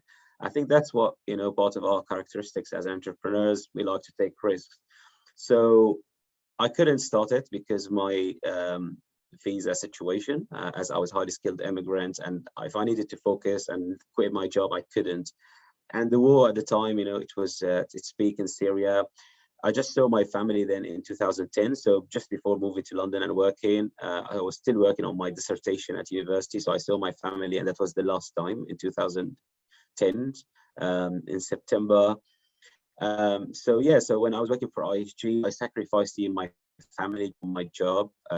Before that, it was quite intense in my city, Aleppo. So at that point, you know, I couldn't see my family then. So I took the risk. I thought, you know, there is war in my country. I don't have a safe place if, you know, my company fired me for any reason. So I decided to give up my highly skilled visa, and I became a refugee. So I'm free and I can do what I want. So I became a refugee in 2014, quit my job by the end of the year, worked for a tech firm for 6 months. And it was owned by partially by my friend. And then I got fired from the company. But at the time I was, for whatever reason at the time, but I started working on Wizme. So I was waiting people to do it for me because I didn't have the money. So I was waiting friends, engineers to work on the product. But at the end, it was 2015, and I thought I have savings. So I was one of the top performers for the Intercontinental. I had great bonuses. So I spent all my money and I went to Bulgaria and I started building Wizme, my product. So I put all the money and then I got fired. So I ended up with no money and I was working on Wizme. So I just dedicated my time ever since for this, and it was it's been a mad journey to say the least, because in the beginning I struggled as an entrepreneur, getting into the tech world, and it's a very complex market to crack. So it was really challenging for me. And also being on my own, away from my family, not being able to speak to them for many times, like sometimes for a month, not knowing whether they're alive, what's happening, we didn't know. And so it's been really like difficult to be able to split and have like kind of two personalities where, you can go out with your friends and pretend you have, there's nothing happening back home, but, and do things here. I think that was really a big challenge for me to live with. But I have this kind of view of life when there's things that we can't change. I think we just keep going and just don't think about them because we can't change them. So I kept pushing, and I took a bit of investment, small amount, and I kind of failed first time. I was with my ex. We were not a great fit, but I had no money I had no place to go. And I just took a big decision in 2017 in March. I decided to pack my stuff and just left. So I became homeless, and I was looking for a place. So I managed to find a place, crashed on my friend's sofa for a month or so, until then he bought me a bed. My friend Nick, whom I'm very grateful for. So I got invited to a very big event in May. So it was just 2 months and I had no money, no product, no team. And I said yes. So my friend at the time thought that I'm quite crazy to kind of give my word to business people, but I couldn't say no. I just saw the opportunity. I saw like a big event, business owners, my target audience, an opportunity for me to network, and maybe I can get investment after that. Who knows? But I'm just gonna give it my all and just and go for it. So I just hustled and I managed to build what I needed to build for the event. So 1 week before the event, I was trying to book, and the event was in France, in Nice. But because of my ADHD, I didn't focus that it's not in Nice, it's in the mountain in Aix-en-Provence, which is out of Nice. And there's no Airbnb nearby. So I'm like, what shall I do now? people are staying in the resort and I needed to network with them. So there's no Airbnb nearby. What shall I do? So I remembered I have credit cards, like this aha moment. So I called HSBC and I asked them if I can activate my card, and they said yes. Great. So I called the organizers to book. Now I have money, of course, from credit to stay and pay the 600 euros, which I didn't have at the time. And they told me that the hotel is fully booked. There are no rooms available. I was a bit late. So I thought, that's my destiny. I'm going to go with it. I'll go there, Airbnb, and I can walk this half mile or mile every time I want to go between my place and the hotel. The day I was flying on Friday, the organizers called me and they asked me if I still want the room, because one person out of 500 canceled their booking on the date on that date. So I said yes, of course. So I canceled my Airbnb. And I went to the and I went and I stayed at the hotel. And as they say, the rest is history. I met a lot of business people there from the industry, like people I knew and other people that I didn't know. And I just networked, cemented relationships. So I was just out there. And as a result of the event, then I managed to close £130,000 investment from very strategic people, some corporate buyers, so people in the industry invested in me. Although at the time I had pretty much nothing, just the idea. So they just invested in me as a person. They saw the passion, they saw the resilience, the determination, and they just wanted to this. And they saw, of course, a great idea, and they knew that there's a need in the market, so they supported me. A funny story: upon checking out, I put my credit card to pay, and they told me the room is paid for because the guy canceled on the date of arrival, so his company paid the cost of the stay. So I saved the 600 euros, which I didn't have. So as they say, sometimes stars get aligned, and after that, I started building the product. I went through different investment stages. Of course, there's nothing straightforward. It's a bumpy road, a lot of hurdles. But I think a key thing for entrepreneurs is, whenever you're faced with, you're blocked, there's always a way. Just we need to keep hustling and have the faith in ourselves and what we're doing, and as long as we have that, and have that success mindset, I think we make it happen. So I built the product in London with a group of engineers, and then at some point I ran out of money, and I wanted to improve the product because the market gave me some feedback it was missing features. And that's where I started thinking that I can maybe leverage my network in Syria and abroad, and maybe I can work with some engineers and support my country. Then I started working with refugees or engineers across in our region. But then I had to hustle as well because I couldn't work with them directly. So my brother is a banker, so I made my brother, who was based in Egypt at the time, to set up his own business. So we recruited the engineers through him, and I'm really happy, and this fills my heart with warmth. Just the fact that I'm working with young engineers who be supporting their families, who are building themselves and their future career. And fast forward today, we launched our new version of a product, and Wizme stands for wizard for meetings and events. We're getting amazing feedback in the market, but of course it's very challenging to sell, and with limited resources. So I try to hustle as well, find resources. So we are currently at stage where we're trying to create traction, push our product to the market, and and hopefully go for a bigger investment round. Now, charity work and my background and my family, and a lot of stories that I know happening around me, charity work and social responsibility is really part of our DNA. So to start with, I pledged to donate 5% of our profits to charity. So we work now with a charity called Just a Drop. They do women empowerment projects in Africa and India, and also they people can donate £1 and it gives water for a kid in Kenya for a year. So they do great projects, and we're partnering with them. So my dream really is to grow Wizme, become a global player, because we have a massive opportunity with the product. Everyone will book meeting and events, even now, like there's COVID, but people would still want to meet face to face, I guess. And we have a great opportunity because we have a great product that the market needs right now.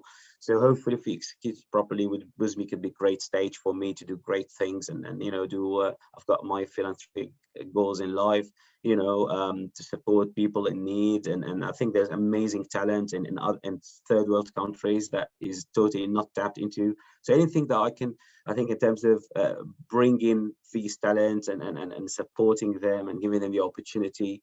So that's kind of my story.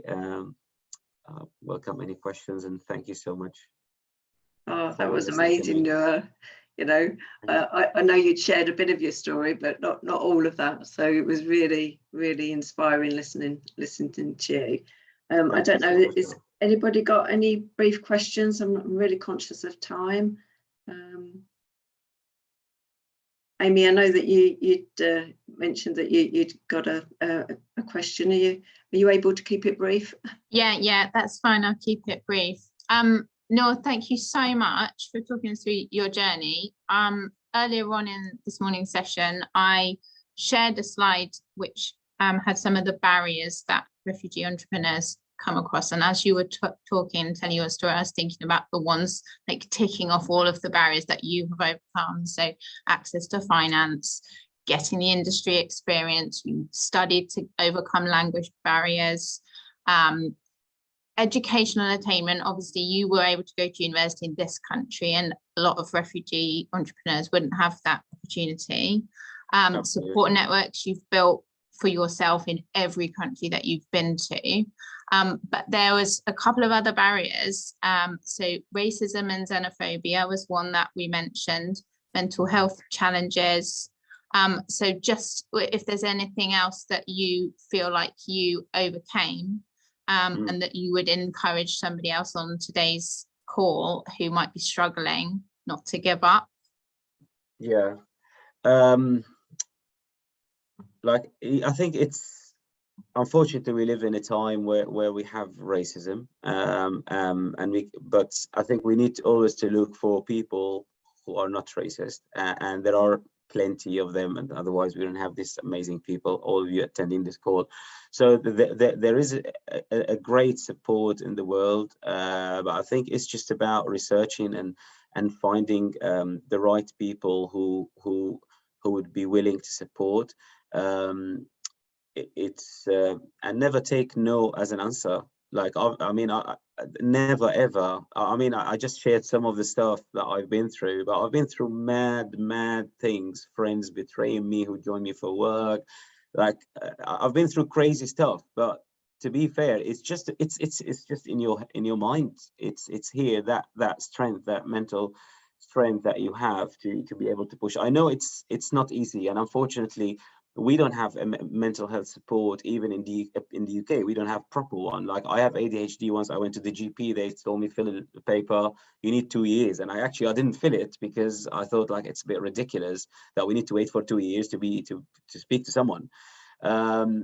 So I mean, I'm not aware of, like, I know there are some helplines to ask for some, you know, some support, but what I find beneficial for me for mental health is, you know, like having close friends that people I can talk. And the problem that people don't talk, and I think it's normal that, you know, instead of when I see my friend and if I'm having, excuse me, like a bad day, I'm not going to say I'm great. Actually, I say I'm sorry, I had a shitty day. I share that. I think it's very important that we need to talk and be open, and there's I think no shame in sharing what we're feeling, you know, whether we're stressed, what's going on in my head. So that's how I usually find confidence, by, you know, having my close friends that I can, you know, I just open up and I talk completely about what I'm feeling. So these are kind of the two pieces of advice.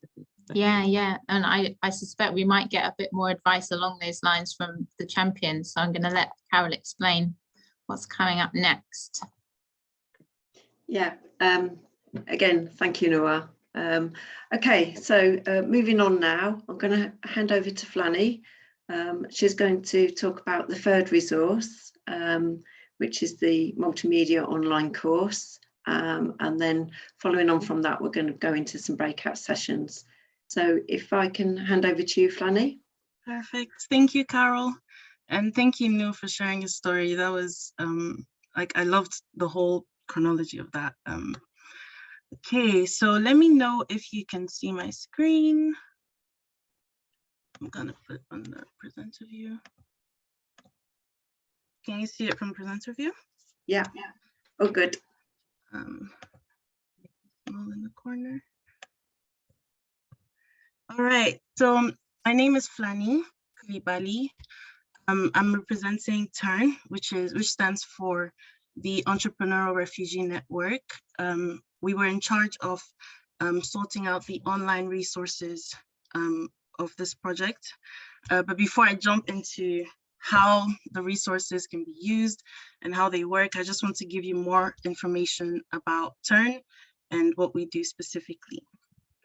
So our main vision is to have a world where refugees have a fair chance to build a livelihood. And we try to do this through our mission, which is to enable refugees to thrive through the power of their own ideas. We do this by building and growing up startup ecosystems, which I'll explain in a bit, and marketplaces tailored specifically to the needs of our refugee entrepreneurs. Currently, our goal by 2025 is to improve the livelihoods of 4,000 refugees and to enable up to 2,000 of them to be able to launch their own businesses. So in turn, we have three main programs which feed into the ecosystem I mentioned earlier. The first program is our ICE Academy or Test Flight. It's a pre-incubator program which runs for 3 months, and it's mainly for early stage entrepreneurs who are still figuring out their ideas and trying to test out their ideas. The second main program is Takeoff. This is a startup incubator. So this is kind of helping is after the ideation process, just helping them pre-launch and soft launch, and that's for 5 months. And the final part of not final, but the third program is the on-demand program, which is the one that I work in. I have my colleague Tim on here as well, and he also supported in working on these tools. And on-demand is bespoke. It's not specifically to a time frame in the year, or it doesn't depend on where people are located as well. So we get entrepreneurs from different parts of their journeys in their business life cycle. So this is what TURN currently provides. So we try to feed into all the different parts that the entrepreneurs may come to us with based on their needs. So into better futures, we worked on the online resources we made specifically for refugees, of course, entrepreneur refugees or young refugees who are looking to become entrepreneurs. The tools can also be useful to asylum seekers, migrants, and definitely other entrepreneurs. You'll get to see that in a bit, but tools are such that we believe they can be useful to the target group, but also to anyone in general who wants to use them. So there's no limitations as to who can use them. The beautiful thing about these tools and videos and the online content, it was created by our newcomers, for newcomers. So they were our co-producers, our narrators, our presenters, and our all-around stars. Some of them are currently on the call right now. And when we do the breakout rooms, you'll get to find out more about their businesses, and you can ask them more questions. We have Amer, who has a business in the mental health industry, but it's also technology related at the same time. I don't want to give too much detail, so he can give you more information. Najat is within the cosmetic and beauty industry. We have Fatima, who's an online YouTube blogger, so she's into like social media influencing. She blogs food experiences. We have Saman. He works within the creative industry with an aspect of tech as well, creating a platform for creatives to just find better opportunities. And we have Maria, who works within the fashion industry, and she creates lingerie. So I'm going to tell you there's two different ways you can experience the platform. So we have the YouTube experience. We have 30 videos which are broken into 3 main series. The Inspire series, the Connect series, and the Get Started series. Inspire refers to any videos, any contents that would help you kind of at the ideation stage, just to help you, you know, figure out what you want to do, and just look deeper into your idea. Connect is mainly for helping you in terms of getting access to the networks that you need. It could be customers, but it could also be partners for your business, and just giving you all the perspectives in terms of like third parties that you may need in terms of building your business. And then Get Started is resources that you need to actually start trying to bring your business idea to life. Currently, we have subtitles for all these videos in English, Arabic, German, and French. I will show you how to put in those settings in a bit when I give you the YouTube experience. And the second way that you use online resources is the course experience. This one has been broken into 6 modules. It's still the same type of nature. There's still Inspire. There's an extra module, which is Reflect. So this is mainly for you to think about exactly what path is right for you after you've considered the different ideas that you have. I Wonder, which is specifically talking about what it could be like for you to take a certain path or certain decisions based on what you want to do. First Steps, which is on how you can actually practically get ready to implement your idea. Connect and Get Support is similar to the YouTube one, which is helping you, you know, network and find people that could help you with your business. Let's Do This is to help you actually practically get started. And on the website, we also have a part for trainers and for mentors, which I'm aware we have some present today as well. So you could look at that as well if you're trying to support a young entrepreneur and you want to know how you can use the tools. So there's different ways you can use these platforms. It could be used in a workshop because of how they're structured. Ideally, it's you watch the YouTube video, and after the YouTube video, there's an activity, and the activity is where you actually implement what you've kind of learned from the YouTube video. So if it was in a workshop setting, you could, this is for mentors and trainers, you could play the video, and then after that, you could make it a group activity for people to just work through the activities together. It could be a one-on-one mentoring session. You can watch the video with the mentee and support them in like working through the activity. It could be done with your peers in a similar way. You all decide to watch the video and support each other and just reflect. Sometimes it's good to reflect with other people when trying to get ideas. And most importantly, you can do it on your own as well, at your own pace. And all the tools have been done such that you can do them at home in your own time if you don't have all these extra networks. But towards the end of the presentation, I'll give you a few places that you can get those networks and you can get mentors and you can get support. So I'm going to switch my page. Let me know if you can see this page. Can you see the YouTube channel now? By the way, I can't see anyone, so I'm gonna need one person to unmute themselves just to tell me. Lanny, it's Amy, and yeah, it's just come up. Okay, perfect, thank you. So at the end of this presentation, there's gonna be a barcode, a QR code that you can scan, and on there, there's the links to our YouTube Better Futures page, as well as the website as well. So you can have access to everything I'm going to show you in a second. So this is what our YouTube page looks like. We have all the different playlists I mentioned earlier: Connect, Inspire, and Get Started. And this is specifically for trainers and mentors.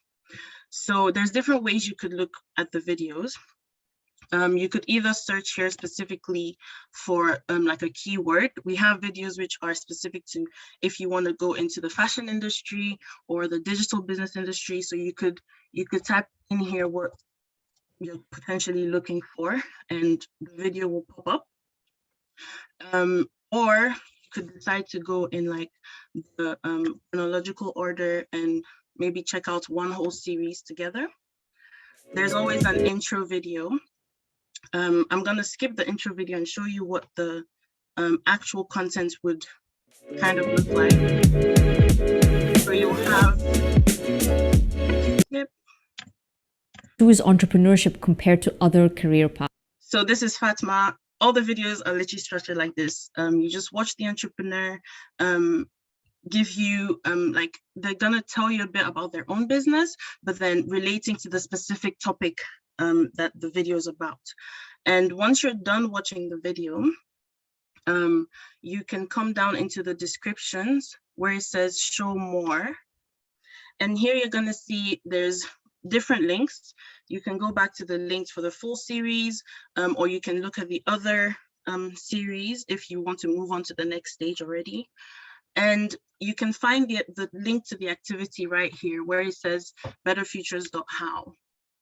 So once you press that, it will just download the activity for you straight onto your local desktop.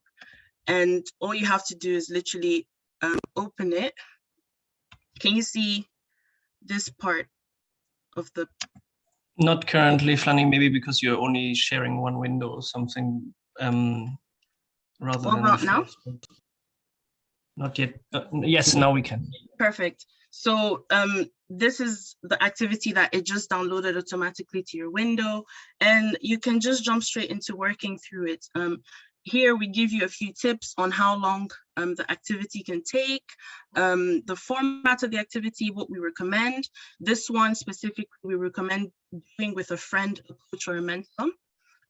We give you the goals for the activity, and we also put a step-by-step how to use the activity, which is why you can definitely also do this on your own as well. And that's it, you jump straight into doing the activity. Because of how it is, you could also print it if you prefer, if you work better like writing than typing, but it's really flexible to match your needs. Let me go back to here we go. Can you see the YouTube page again? Yes. Perfect. So this is how the YouTube page usage mainly would be. It's pretty straightforward. Then there is also the betterfutures.how website where you can have access to these exact same resources. Really depends on how you prefer working.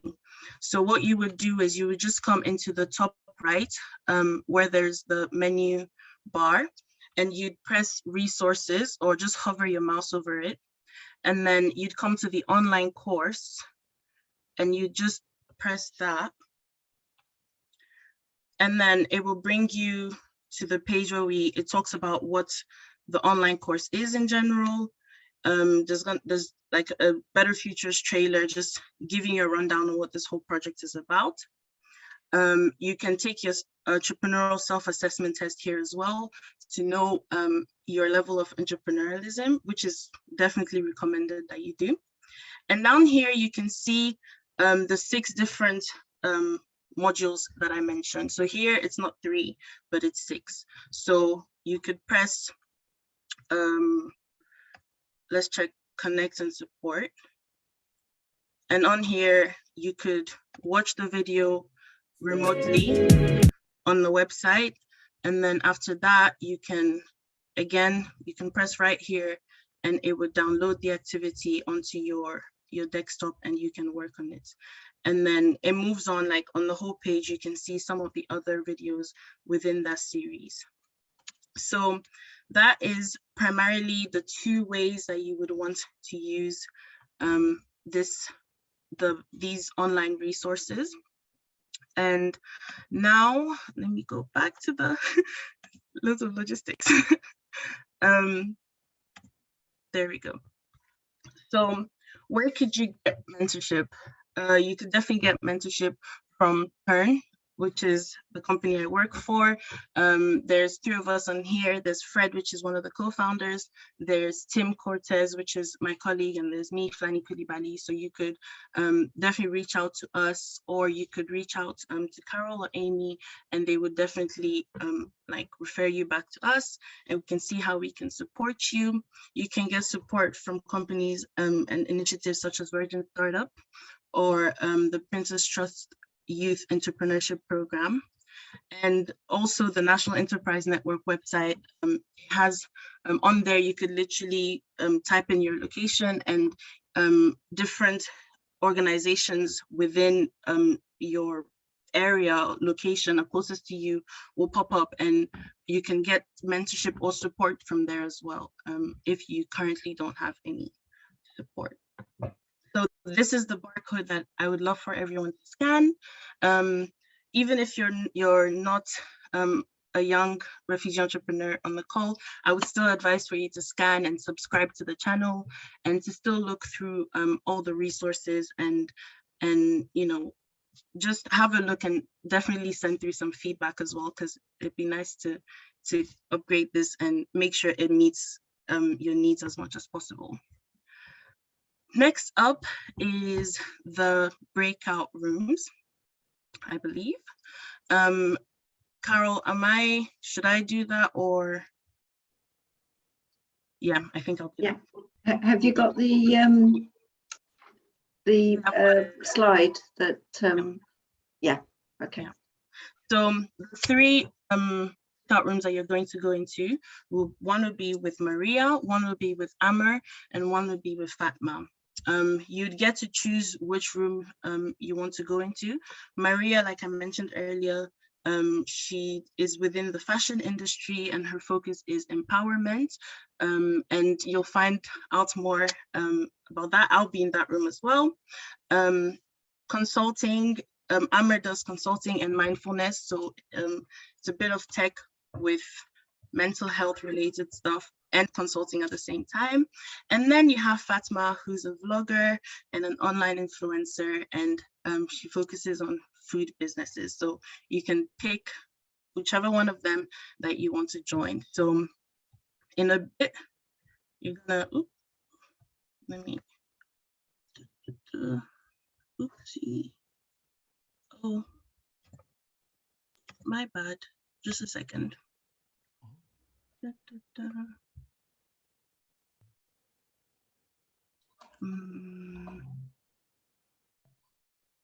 I just want to show you how to, let me stop, let me pause the sharing.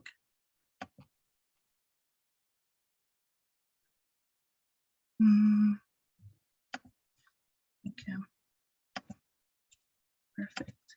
So you could,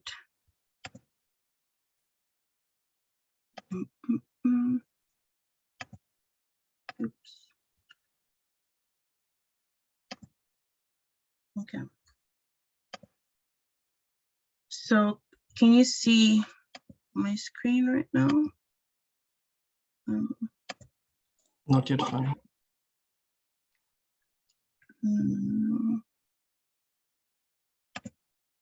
What about now?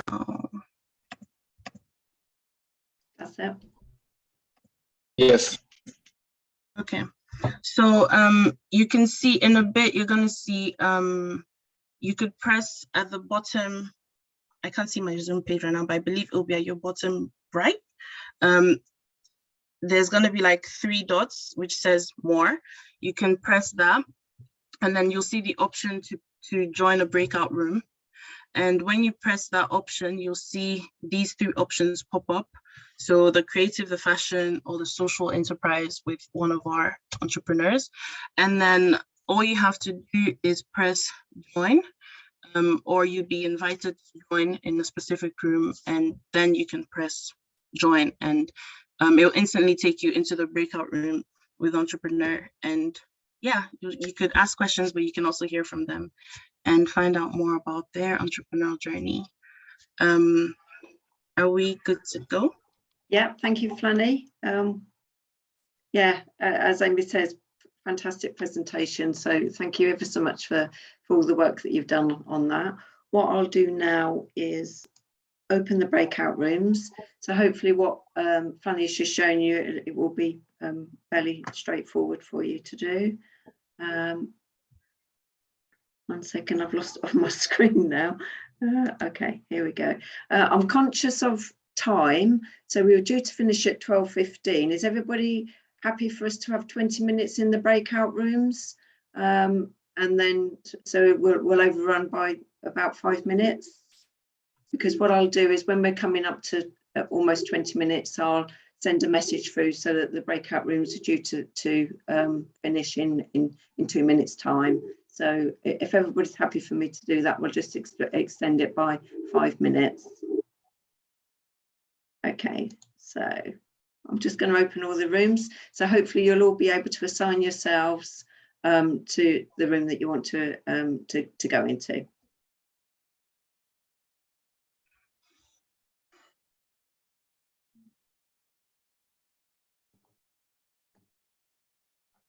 Flanny, Tim, you might have to also press join, and Amar and Fatma as well. See you there. So if you highlight your name, you'll be able to, it says assign to, and then you can choose the room that you want to go into. I can see that Fatma's in her room, Maria's in her room. Yeah, all the champions have got into the right room, so that's a great start. Excellent.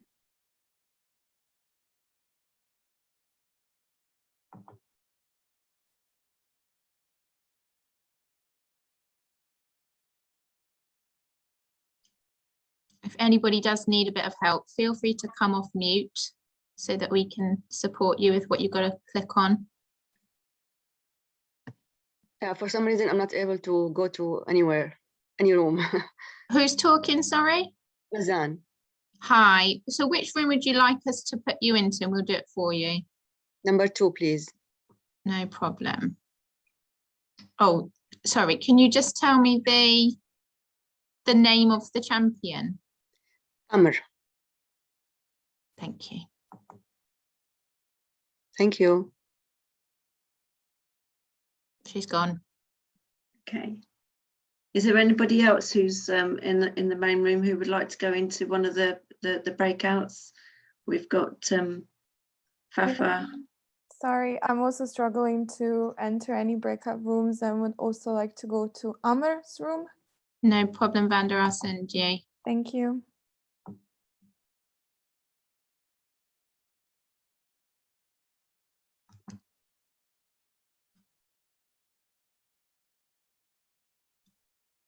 Is there anybody else who would like to go into any of the rooms? Should we pause the recording while they're in there? So welcome back. Oh, we've just started the recording again. Thank you, Lucy. So yeah, hopefully you found that all the breakout sessions really useful. I guess it just comes to us to wrap up the event, really. I think, Amy, have you got a slide to share? Yeah, I'm just going to pop the social media channels back up so that everybody can grab the handles of the Little Futures Facebook and LinkedIn profiles. So let me grab that now.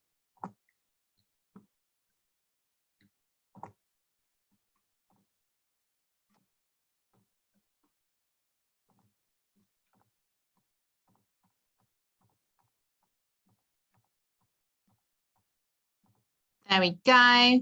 So on Facebook, it's quite a long handle, enabling young refugee entrepreneurs. If you search for Better Futures, it's going to come up. And this icon is quite recognizable with the colored lettering. And again, on LinkedIn, if you search for Better Futures, you'll probably find it. And I'm really pleased that a couple of the people who've joined from different countries found out about today's event on LinkedIn. So a massive thank you from me to all the partners that have been supporting the social media activity and sharing those pages. And Fred's added to the chat as well, so thank you for that, Fred. So I guess it just leaves me to thank all the speakers that have been involved, all the partners who have presented. Canis has gone now, but in particular, I'd like to thank Flanny. You just did a wonderful job. I'd like to personally thank the champions, Fatma, Maria, and Amir, and for the time that you've contributed not only to the resources but to today and to the breakout rooms. And what we'll be sending out to all the attendees is a survey on how you found the event today. So I really would like to encourage everybody to complete that, because part of our responsibilities to the national agency Erasmus Plus is to share the feedback from any events that we run. So if I can just encourage you to complete the survey, that would be great, and hopefully with lots of positive comments. So yeah, just want to say thank you all for attending, and that I hope you found it all useful. All the resources are on the betterfutures.how website that you are free to download, and that you can access at any time. I don't know, Fred, did you want to add anything? No, I think you should have the final word. Thank you so much, Karen, for all your efforts. It's great to culminate the project with this all being released, and now let it work out there in the internet. But thank you, Karen, for all your efforts. Yeah, no, and thank you to Amy and Lucy, who've been heavily involved in arranging the event. We're a small team, but hopefully you found the event has run really, really smoothly. So I'm really, really pleased. But yeah, so thank you all very much, and hope you enjoy the rest of your day. Bye, everybody. Goodbye. Bye, everyone. Bye. Bye. Everyone. Bye. Good luck to all the entrepreneurs. Thank you.